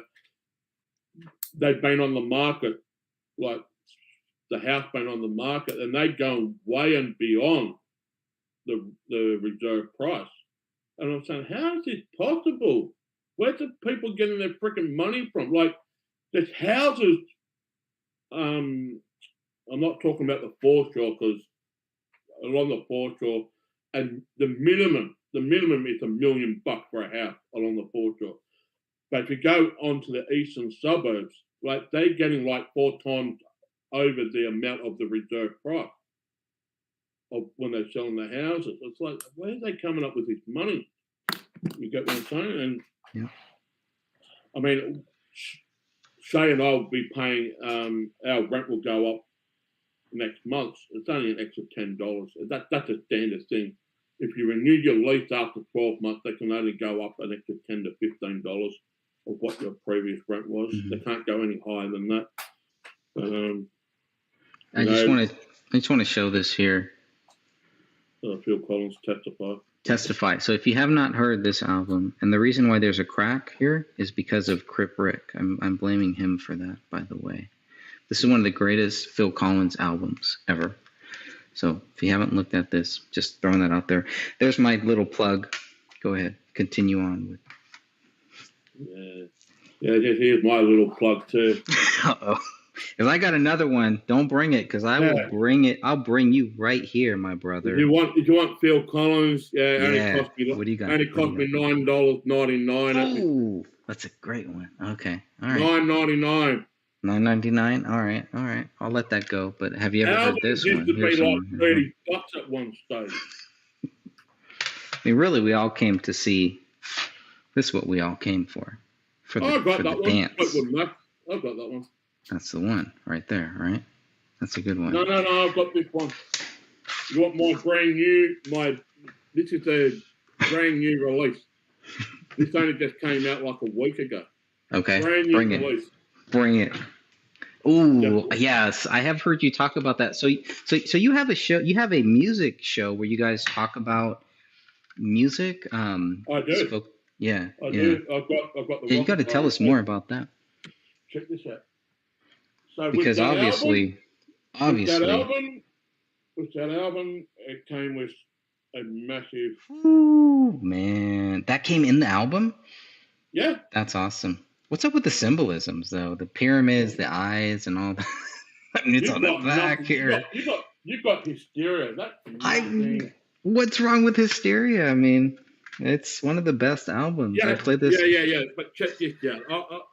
This is not Who Got Balls. I played this for my wife, and she actually liked it. So I mean, that's not easy to come by here. You want Def Leppard? Yes, I do. That's Def Leppard. That's great. That is America and England live. That's live. There's nothing like them live too. I mean, these bands, like it's great to have the albums and everything, but that's what makes Phil Collins so awesome is he can do it live and he's awesome. Have you got Pyromania on vinyl? Have you got High and Dry on vinyl? Nope. Don't have vinyls. Nope. I got some old Beatles vinyls. I got some Beach Boys old vinyls. I got the Police vinyls. I've got a lot of other old vinyls, but no, I don't have Def Leppard vinyls. I've got to go back there. I got like all of the Pink Floyd vinyls there, but no, I do not have any of that. But I got Elvis. Do you have Elvis on vinyl? Yeah, I've got Elvis here somewhere. I've got so many. Hey, do you really? That's awesome. That's you going great. to see the new Elvis movie? I'm a bit skeptical about this Elvis movie biopic that's coming out. It's got Tom Hanks in it too. Did you say new Elvis music? Yeah, movie. It's a biopic. Okay. Okay. I was gonna say, like, he's still coming out with music. Is he Tupac? Well, like, Tupac is always coming out with new songs. He's been dead for 20 years. Elvis would have had thousands freaking music stored away that hadn't been released. Hey, that bothers me so much. Why do they do that? Why do they have all of these songs? I know there's John Lennon songs that we haven't heard. It's got nothing to do with the artist. It comes down to the record label. These record labels are they're like YouTube. They're like YouTube. Like I can't even play my own music on YouTube. They will ban me. They will block me. These are my songs that I made that I spent time. Yeah. These artists are probably same thing. I'm glad that you asked this type of question because people know I do work in the music business. Now, when a band makes, well, it doesn't have to be a band. Oh, no, it is a band. I'm not talking about these dance music because some of them don't even write their own fucking song. But anyway, let's roll it. Millie, you talk about Milli Vanilli? What's that? Well, it's not just Milli Vanilli. They don't even sing their own songs. You know that Boney M didn't fucking sing their songs too. Right? Well, the guy that goes Phil Collins writes his own. Phil Collins writes his own songs, sings his own songs, and he's great live. That's all I'm saying. But anyway, when they in the recording studio, they will probably come up with about 20 to 50 songs. Right? They're not completed. They'll just be a little, like a bass line here or a chorus line. But predominantly, most of the bands, when they go through the recording sessions, they'll have about 20 to 30 songs. The record label and the engineer of that record got to break it down from 20 to 30 down to 12, 11, 10, right? Mm-hmm. That's why you'll see you have to really look for it. So I showed you that Def Leppard album. There is a deluxe edition that you have to buy that's got bonus tracks on it. Like the Kiss one. Like I've got Kiss albums. They could make another 10 freaking albums with some of the songs that they never ever released on a studio album. Gene Simmons got 1,000 songs that he's recorded and has never been released to the public. I just don't understand that. Yeah. Yeah, as an artist myself, I don't get that. You want to get it out there, but no, it's an old school mentality maybe. But I know even newer artists, they're kind of the same way. It's like they have all of these songs, and they're good, but no one will ever hear them. Is it a confidence thing, or is it just a money thing? Well, look at Hysteria. It took them 4 years to complete Hysteria because 1, Rick Allen lost his arm. 2, Steve Clark was in rehab for alcoholism. And 3, Mark John Lane was not going to produce that album, but he did come in and said, all right, I'm here to take over. And it cost them millions upon millions of dollars, Hysteria. If they did not break even of Hysteria, that will be end of Def Leppard. But by God, when they released Pour Some Sugar on Me, the US, they did 2 versions. They did a US version and they did a UK version. The US version of Pour Some Sugar video clip was from Live in the Round. That's what took them over the line. That's what set them on a skyrocket. Those are the stories that I love hearing. Sophia needs to go to bed soon. We'll just get Sophia to talk now. All right, cool. There you go, Sophia. You can unmute yourself, Sophia. I think you've probably gone to bed. Sorry. Yeah, I just been dealing with the allergies and crap, and so. Yeah. What band or music do you follow, Sophia? We haven't really got down. She definitely follows Phil Collins. We've had long, endless nights talking about Phil Collins. That's all I know. That's all I'm gonna say. Carter knows when to do the air drums for In the Air Tonight. So you're more of a mellow type of chick? No. You like the heavy stuff? I like Awesome. all kinds of music. It just really depends on the mood that I'm in at that time. I mean, I go from listening to NF, which is, I guess, rap, angry rap. Yeah. To country music. I'm sorry. Well, hey, people will have a bash about country music. Mm-hmm. I've got Brooke Dunn's, I've got Crosby, Stills and Nash. I've got CCR. That's rock and roll to me. They're country rock. I've got Alan Jackson here. That's country rock for me. No, I don't have Dolly Parton. That's a different. Working 9 to 5. No, working 9 to 5. Come on. 9 to 5. Kenny Rogers. Come on. Kenny Rogers good. Dolly Parton, not so much. Working 9 to 5 is one of the greatest workman songs ever. But I've got Johnny Cash. That shit's all over Dolly Parton. Okay. Yeah, Johnny Cash. I've actually got his last album that he recorded too, around here somewhere. I've got Alex Cooper. Here we go. Talking about Alex Cooper. He was the last guy I saw in concert before the pandemic. Alice Cooper, he was live at WrestleMania 3. There you go. That's all you need to know about him. There you go, Alex Cooper, Paranormal. That was his last studio album. Was it? 2017. No, we did Bob Ezrin produced this as well. He's done this. We know about this guy. Oh, yeah. Steve Winwood. Mm-hmm. I don't even know who that is. Like crickets. Okay, how about the greatest member of Van Halen of all time? How about this guy? That's Sammy Hagar? Is that Sammy Hagar? That's Sammy Hagar. Yes, sir. Hey, well, check this Mhm. out. Talk about I got this at the dollar store, by the way, Van back in the Halen. day. Talk about Van Halen. Waylon Jennings, yeah. This is the last studio album they ever recorded. Well, they won't be doing another one because Eddie Van Halen passed away. That's the last Van Halen album they recorded with David Lee Roth. With David Lee Roth, because, yeah, you can't. Oh, no, That is Van Halen. This album came out in 2009.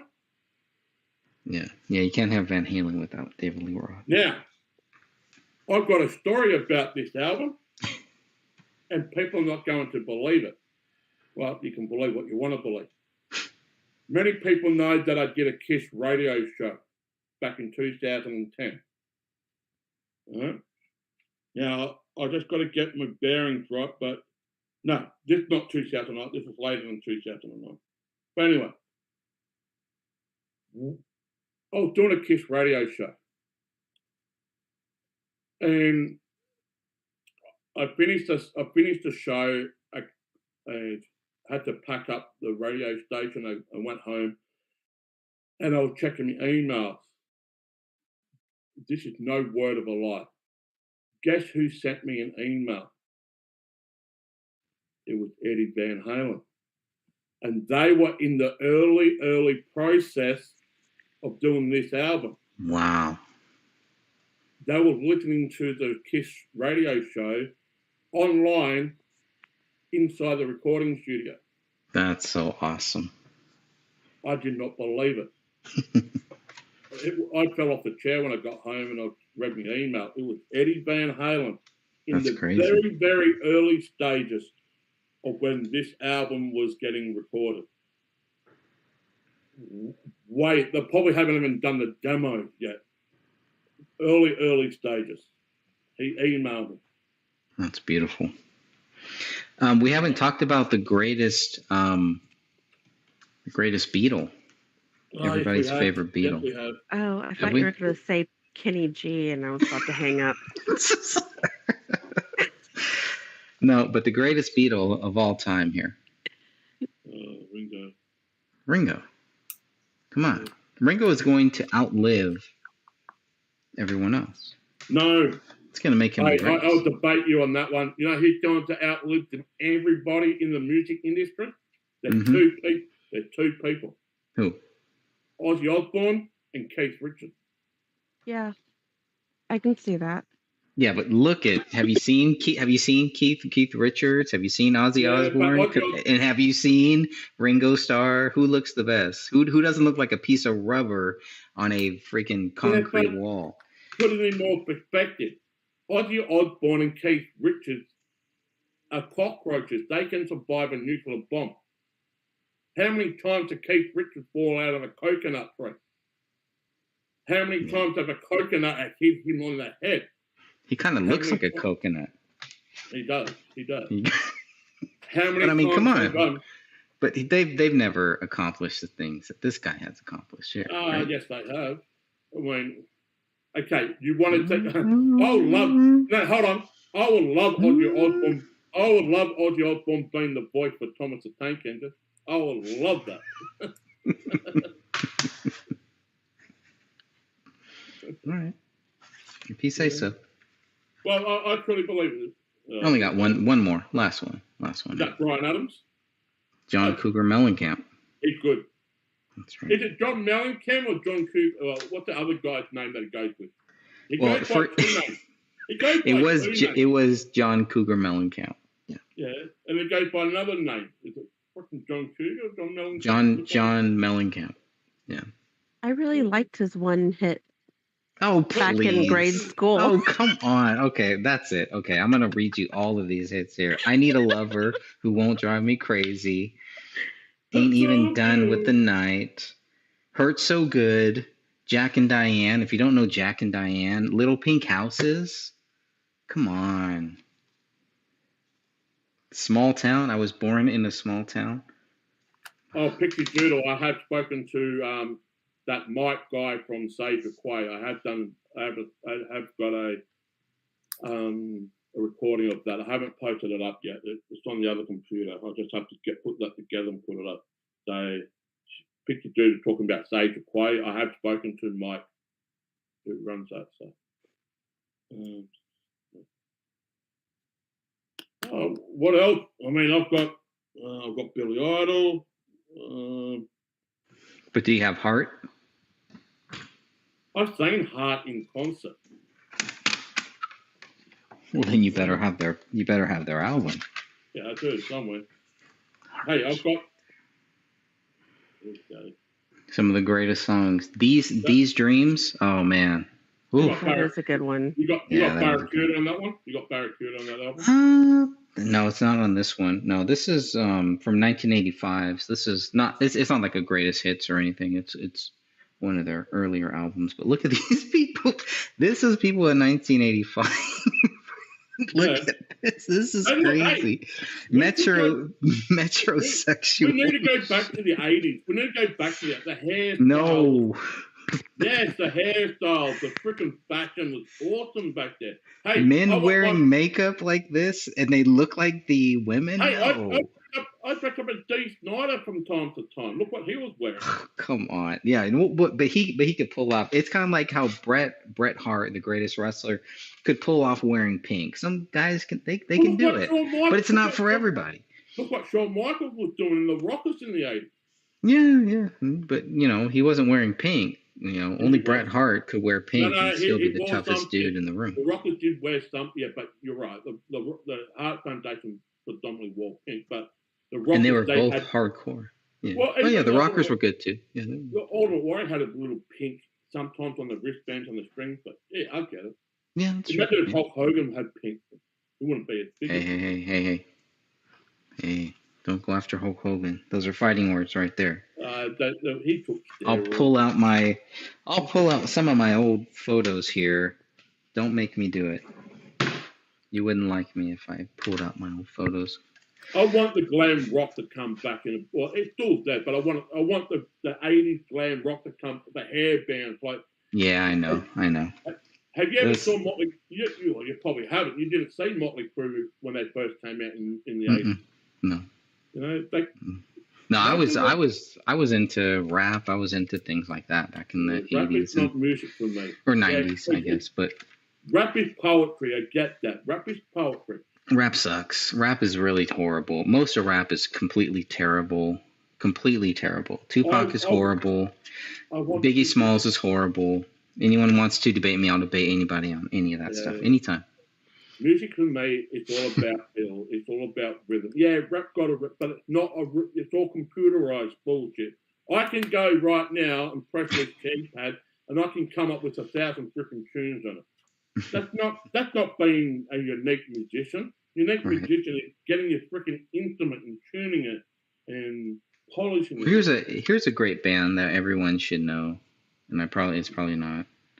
This is the Cars, the greatest hits of the Cars.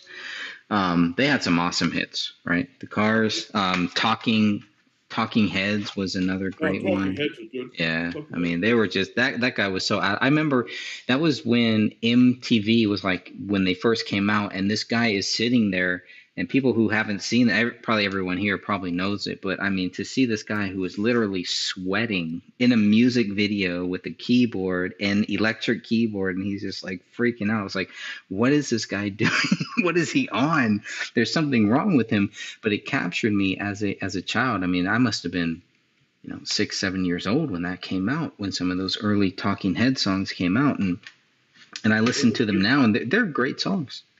It was this lady's birthday yesterday. Doro Petch used to be in a band called Warlock. I love this lady. Warlock. She's the queen of metal. Oh, the queen of metal. Interesting. Yeah. Oh, we are all we need. Yeah, that's It's her. good. That's her. Yeah, she's German as well, but she lives in America. I love her. I've actually got her current lead guitar player on my friend list as well. So I might be in some good quality interviews coming up shortly. So I've got the lead guitar, the current lead guitarist for Doro on my friend list. And so she's the queen of metal, Doro Petch. She's from Warlock, band called Warlock. Picture Jude will say, just I met the Cars at a show when they first came out. Did they toot their horn? Just a joke. Just a joke. Just a joke. I mean, I like Meatloaf. Meatloaf is good. Anyway.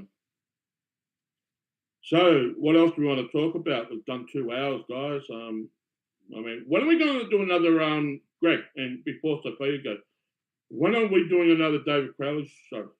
Is there anything new coming out, or when we do another one? Catherine and I are recording tomorrow night. I think it might be up either Thursday or Friday. Yeah. And I think we're just finishing up just the second video on the DNA. Yeah. And then we have 3 other episodes coming up that will it will reveal new information to the group and even more proof that David is innocent. Yeah. Well, here's what I would like to do. Aside from that, obviously, is I like to go back through some of the old. There's some videos. There's some old hit pieces, and man, we could do some roasting on some of those. I remember when I first discovered you and Dan, Greg, was back in middle to late 2016. It was on Greg's show, and there was another guy that introduced the whole thing. I don't know what ever happened to that guy. I can't remember his name. You might refresh my memory. There was another guy that was around at the time that introduced the whole thing to Eric and the show and that. And I don't know what happened to him. Are you talking about Mike Soror? No, not him. I know he's still around. There was another guy.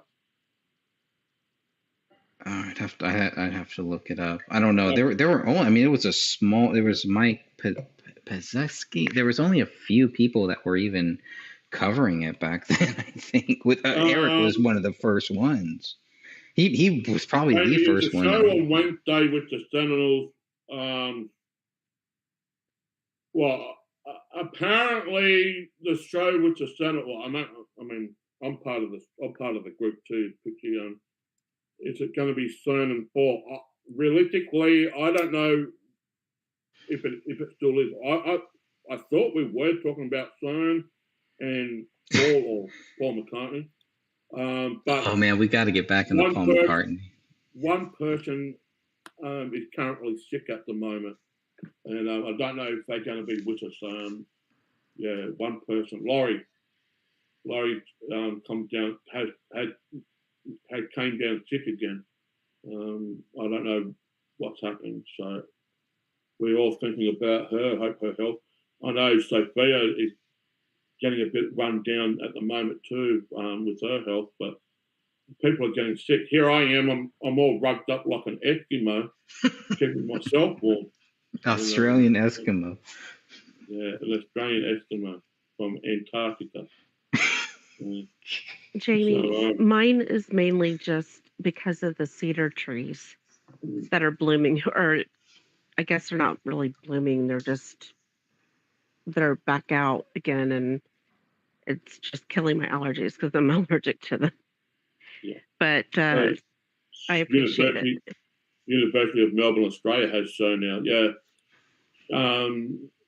Laurie was saying it was like last week everything was turned back on again. CERN turned himself back on again last week, and she showed us a little grid at a photo shot that she took. It got turned back on, so we're going to hopefully we can talk more about it. But Laurie is not well at the moment, health-wise. So don't know if she's going to be able to make it. She's trying to, but we'll Mhm. see how it goes. She's trying to. Well, I hope that But she feels better soon. yeah, because I know people like Greg and I did a show on Paul McCartney about 2-3 weeks ago. Got And taken down. and YouTube took it down, and they deemed it as a spam, scam, and deceptive practices. Ugh. The reason Did why they- it got taken down is because someone reported it. It But- only makes sense. So Do we know why? Like, was there a part in there that was no, spam, or you didn't even get that? It didn't even tell me. Like, I can't even appeal it. It Nice. says that appeal against this action is not acceptable, so I can't appeal it. I'm just wondering if the reason is it because of the topic, or is it because of maybe something that we ventured off on? You know what I mean? I don't know. I mean, all I know is YouTube did not just take this down just for the sake of it.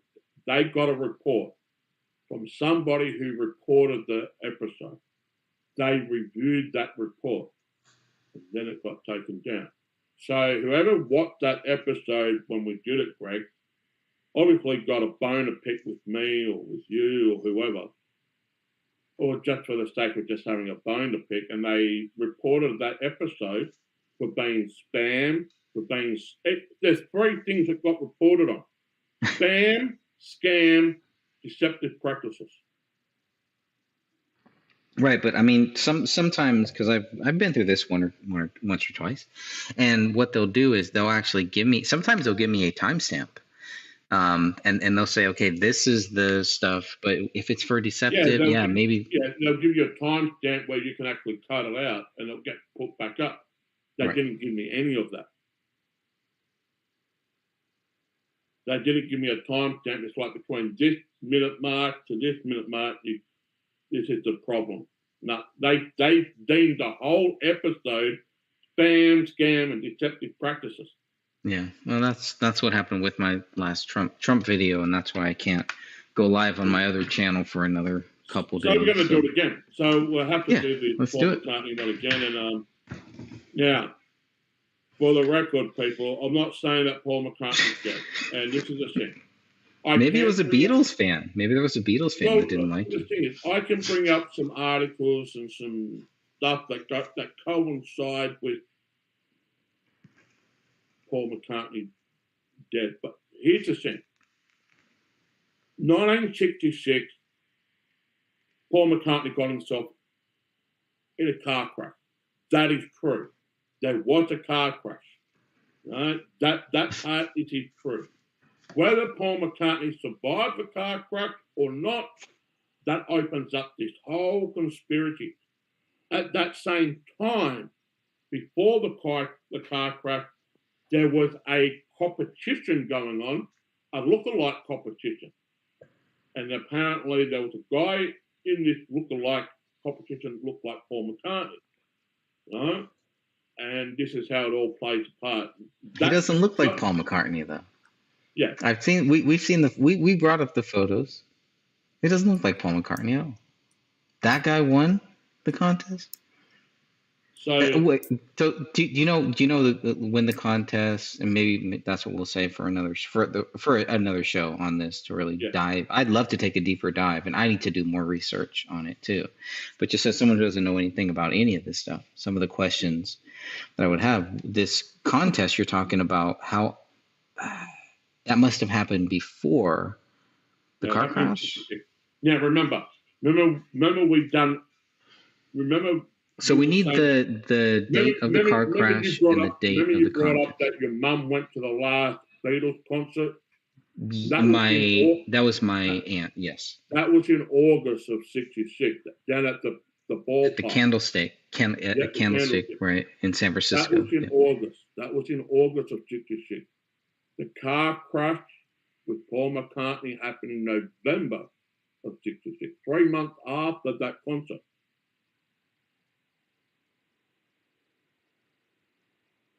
So the fact of the matter is there was indeed a car crash, right? Yes. That's true. There was a car crash, right? And we have the date of the car crash, right? Yes, we do. Yeah. We got the Okay. dates of the car crash and Cool, all cool, that. cool.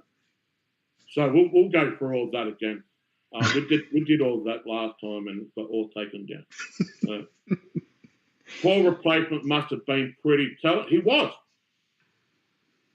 Didn't he go on to form Wings? Yeah, but And he's also friends with Warren Buffett too. I mean, he's big time. He was knighted, right? He was knighted too. I mean, yeah, but I don't know. He looks the same to me. He doesn't like being called. So yeah, I just haven't seen too much.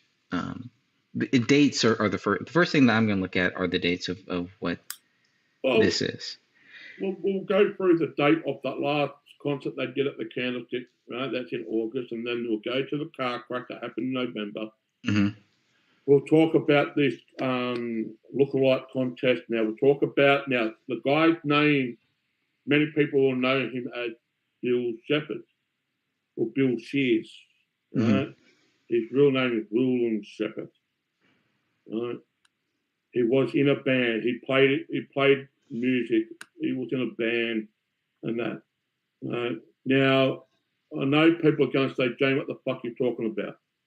Did he sound like Paul McCartney when he was in his? I'm talking about the fake Paul. Yeah. Paul, leave Paul McCartney out just for a second because Paul McCartney was the youngest. He was only 14 years of age when he met John Lennon. He was introduced to John Lennon by George Harrison. Right? So John and George were already in a band before Paul McCartney came along. Right? Actually, it wasn't George. George wasn't around at the time. He was introduced. Anyway, it's a long story, right? Long story.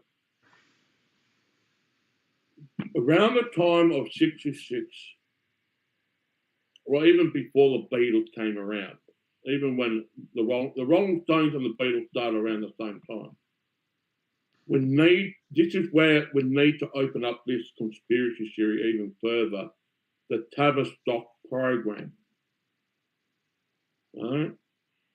The Aleister Crowley and stuff like that. They all got something to play in this whole conspiracy behind the scenes, like with the Rolling Stones, the Beatles, Led Zeppelin, the Who, the British Invasion. That's what they called these bands from England back in the 60s, the British Invasion. Right? There was a reason for it. Right? Tavistock. The signs and symbols, the way they cut their hair, the way they dressed apart from the rest of society. There's a lot more involved than just, Paul McCartney supposedly died in a car crash. There's a lot more involved in that. All these secret messages that not just the Beatles put on their record, but Led Zeppelin did it. You play the vinyl backwards as an encrypted message, like a satanic message. That's why they put these messages on these vinyls. You play them backwards. I wouldn't do it because I don't like destroying my vinyl collection. But if you have that and you play it backwards, there's some cryptic messages. That was the whole purpose of back in the 60s, 70s, and early 80s. They had these cryptic messages that you play backwards and some type of satanic thing. You get what I'm saying, Greg? And it's a big freaking rubber hole to go down. No, I think we could have a great show on that. So yeah, I say we do it. It's not just Paul McCartney. It's the entertainment business itself. After all, music is an entertainment business as well. But there's a lot of. I mean, there's another thing that we brought up about Paul McCartney in that episode too, was that DNA thing that he refused to take, about the child that he had with another person before he. Well, I mean, we have to go back to the car crash for people to really consider this. We'd have to. How much do we know about this car crash and everything that happened and how he was able to walk away from it? This is just a small take of the car crash. So there was an argument at Abbey Road, and they were doing an album before. What was that? It was an album. I have the name. Who was there for the argument? Do we know, like, how many people? Yeah, John, the new manager, the record label, the engineer, Ringo, George. So have they all corroborated this story? All of the Beatles, they kind of recognize this story happened, collaborated in what way? Like, have they all independently come out and talked about this story, this fight that they had, and said, yeah, there was a fight? Or is there any documented, anything that's documented from them, from the four Beatles? Because they're all pretty open to. Yeah, I think John and Ringo did say that they don't really talk much about it. Now, here's the thing too. How much have these members like George, Ringo, and John covered up? We don't know. The album that they were recording at the time was Revolver in '66.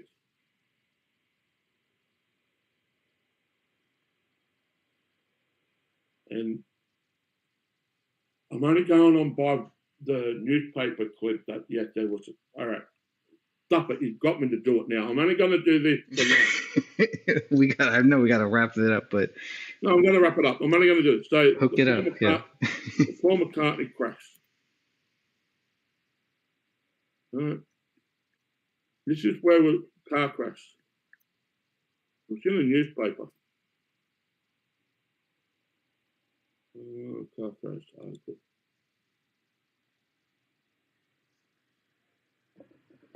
Oh, go look.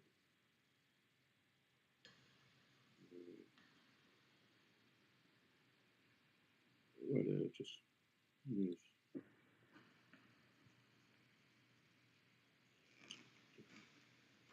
It's images.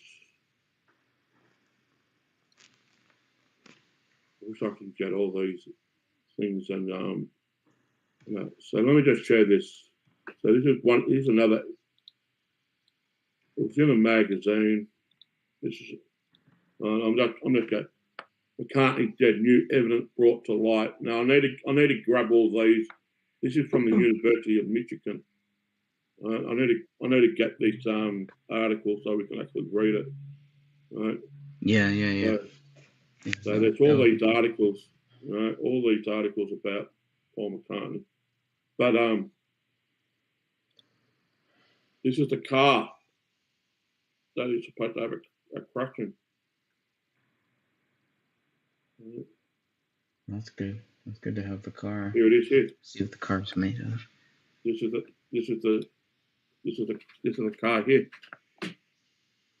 It's a Lotus. So what do we know? What happened in this crash? What happened? He was coming back from he walked out of the recording studio in a angry state. It was and that apparently picked up a female. This is what I'm hearing. I don't know if the female story is true, but apparently he picked up a female and lost control and done this. This is the actual crash video photo here. All right.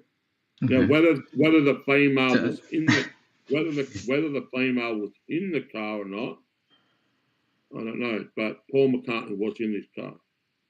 Now, see this thing that's sticking out the door here? That's a steering wheel. Mm-hmm. Have you seen the photos of what supposedly Paul McCartney looked like after the car crash? Now you've seen the wreckage here, right? Mm-hmm. You've seen the wreckage here, right? The steering wheel's coming out of the door. Now, over in the UK, the steering wheel's on the right hand side, not the left.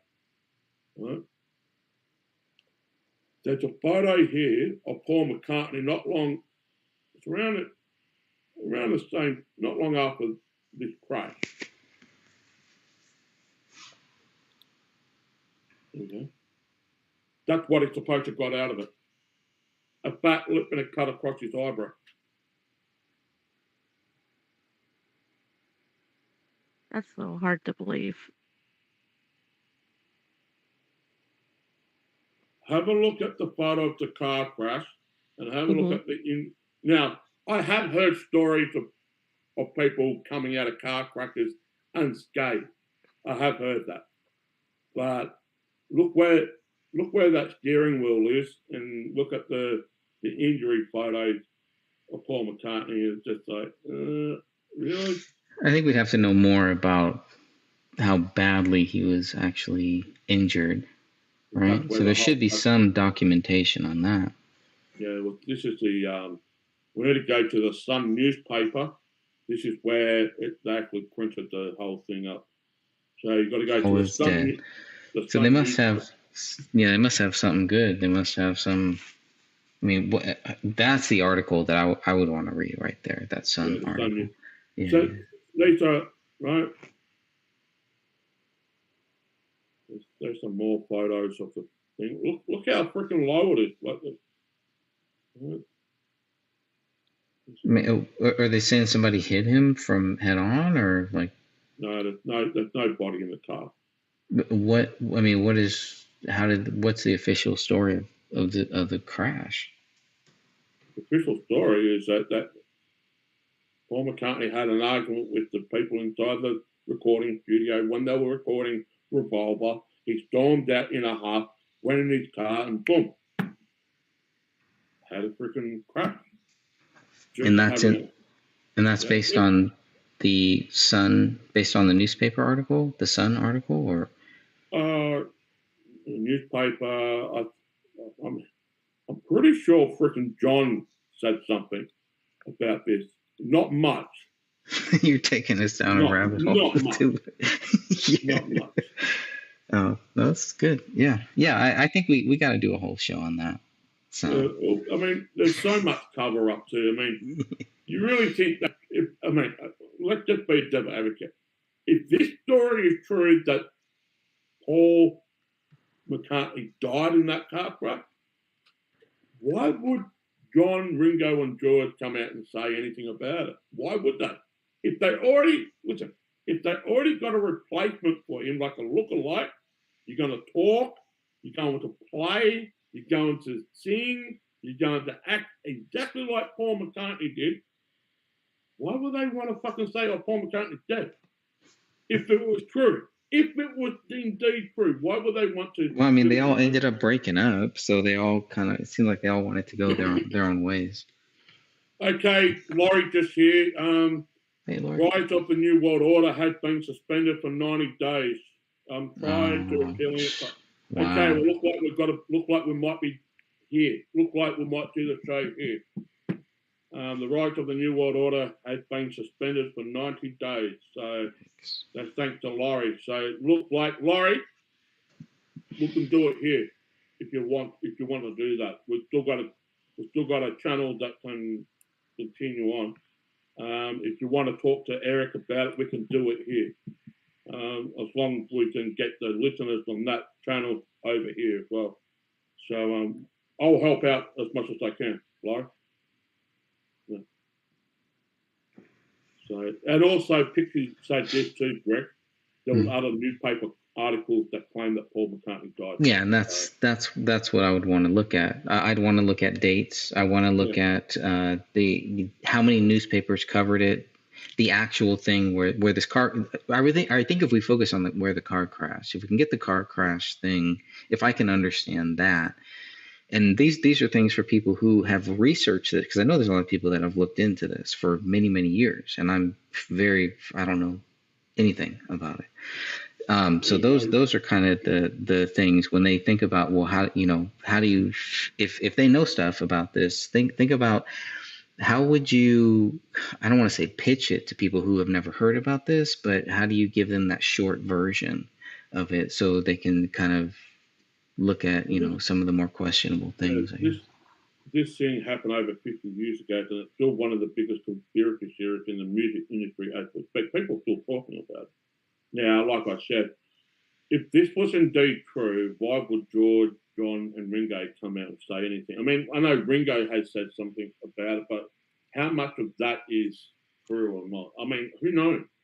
I mean, we can open it up a little bit more and get that. Laurie says he's saying, I think Eric Channel is backed up. And also this from Laurie too. Greg, it was buried because of their fame. Exactly. Well, yeah, no, I mean, this is what I hear, and of course, what I want to know is like there's certain things that I, if I think about this, and if I'm treating it, if I really want to know, whether I can there was a lot find. more things that, well, at the same token, though, Greg, there was a lot more things going on behind the scenes in the Beatles camp. They changed their manager, right? They got rid of the original manager and got this new manager from America, right? At that same token, Yoko Ono was hanging around, right? And another thing too that got really pissed off with Paul McCartney was that Yoko Ono was getting a bit of the percentage that was made from the Beatles. She wasn't a member. She wasn't even a member. And another thing that contributed to all this freaking argument that they told Paul McCartney that Linda could not be in the studio, but Yoko Ono could. And here she was sitting on the piano, sitting on the amplifier, all these little more bits and pieces, right? But with all of that I've just said, the Tavistock program, when it came to the Beatles, or more importantly, the British invasion, like the Rolling Stones, Led Zeppelin, the Who, the Beatles, all came out around about the same time, the British invasion. Tavistock was a program, like an MK Ultra program, that collaborated this whole mind control thing. And it was so easy. It was so easy just to knock one of their own off, like Paul McCartney, off and cover it up, because what they did beforehand, they had these lookalike contests. So they were already planning something just in case something occurred. Now, how good would it be, and how great it would be? Okay, we don't have to do anything. Paul McCartney just drove himself and crashed his car. We didn't have to take him out. He took himself out, but we already got the replacement. And boom, he looked the same. He had all the plastic surgery. Now, the person that replaced Paul McCartney didn't even look like Paul McCartney. But as it got closer to 66, this Bill Shears person, he had to go for a transition in himself to make him look like Paul McCartney. All the facelift and all the plastic surgery, everything. If you want to go down that rabbit hole. Yeah. No, you can go down that rabbit. I mean, I've definitely taken that trip. I've looked into some of this stuff, but just very casually, and the main thing is, you just want to see where are these things coming from, and like how much when I think about the whole thing, what I think about is this car crash, because everything is focused around this moment in this car crash. So I want to know more about the actual car crash. First of all, I mean, if there's multiple newspapers that can verify the car crash, then that's where I would want to start right there. Okay, so there's a reason to look further into it. Anyway, no. Sophia's going to bed. Good night, Sophia. I'll just saw your comment. Good night, everybody. Good night, Sophia. Yeah, I probably need to head off here too. Yeah. You got me down this rabbit hole here. Yeah. So just to say that there was a car crash. That's not a fake thing. Whether he died in that car crash or not, that's up for people's opinion. No, you would want to see, okay, what proves that he died? Like, is there a death certificate? Is there anything like that? No, because if you're saying he faked his death, we're not going to find that, right? But we should be able to find. People have been saying for a long time. how come we haven't seen a death report? You know what I mean? Because you're saying, yeah, because they wouldn't do that because they want to keep him alive. Because one of the celebrity status too. Yeah, no, I don't know. Yeah, I think There's a lot. There's a lot. there's a lot there. I think we can have a really good chat on Yeah, that's what I said too. That's what I said. Laurie said this too.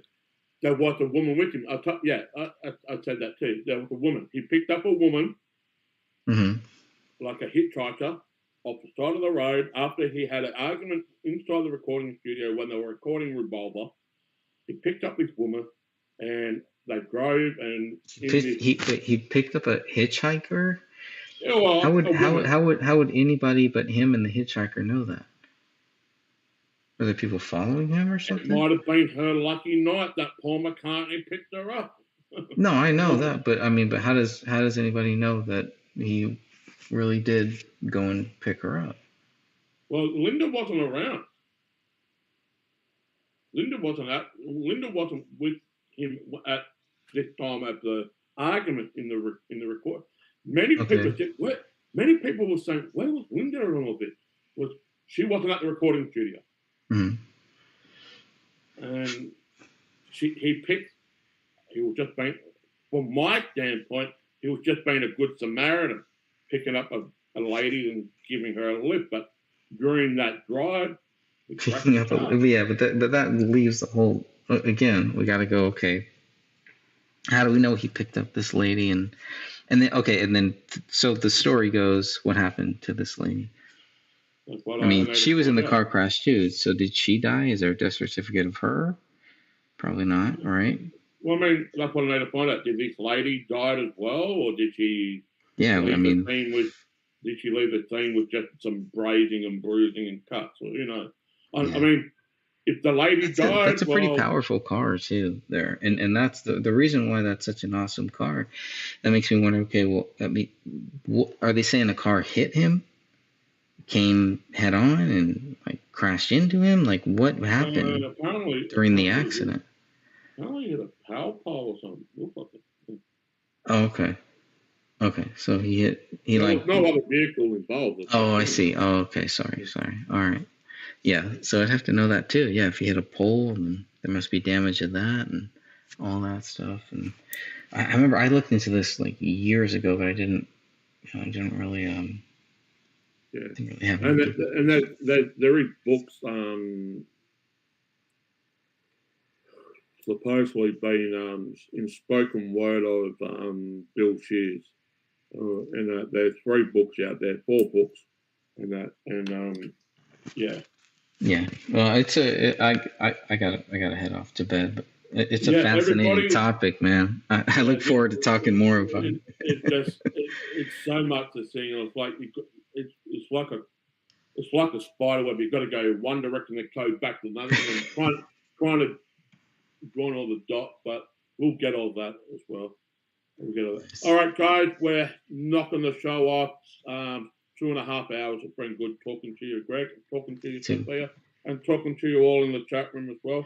So leave it with us, guys. We don't know. We'll find out what Wednesday night is all about. I think Eric's channel is up, his channel, but the Rise of the New World Order channel is suspended for 90 days. We just need to figure out what we're going to do on Wednesday. Which channel we're going to come here? Eric's going to go on his channel. Don't know. Either way, we're going to do a show anyway. We're going to do a show. All right, guys. Thanks for joining us. Thank you, Greg. And we'll catch you all on the next time when we see you. And hopefully I'm not freaking me butt off. See you guys.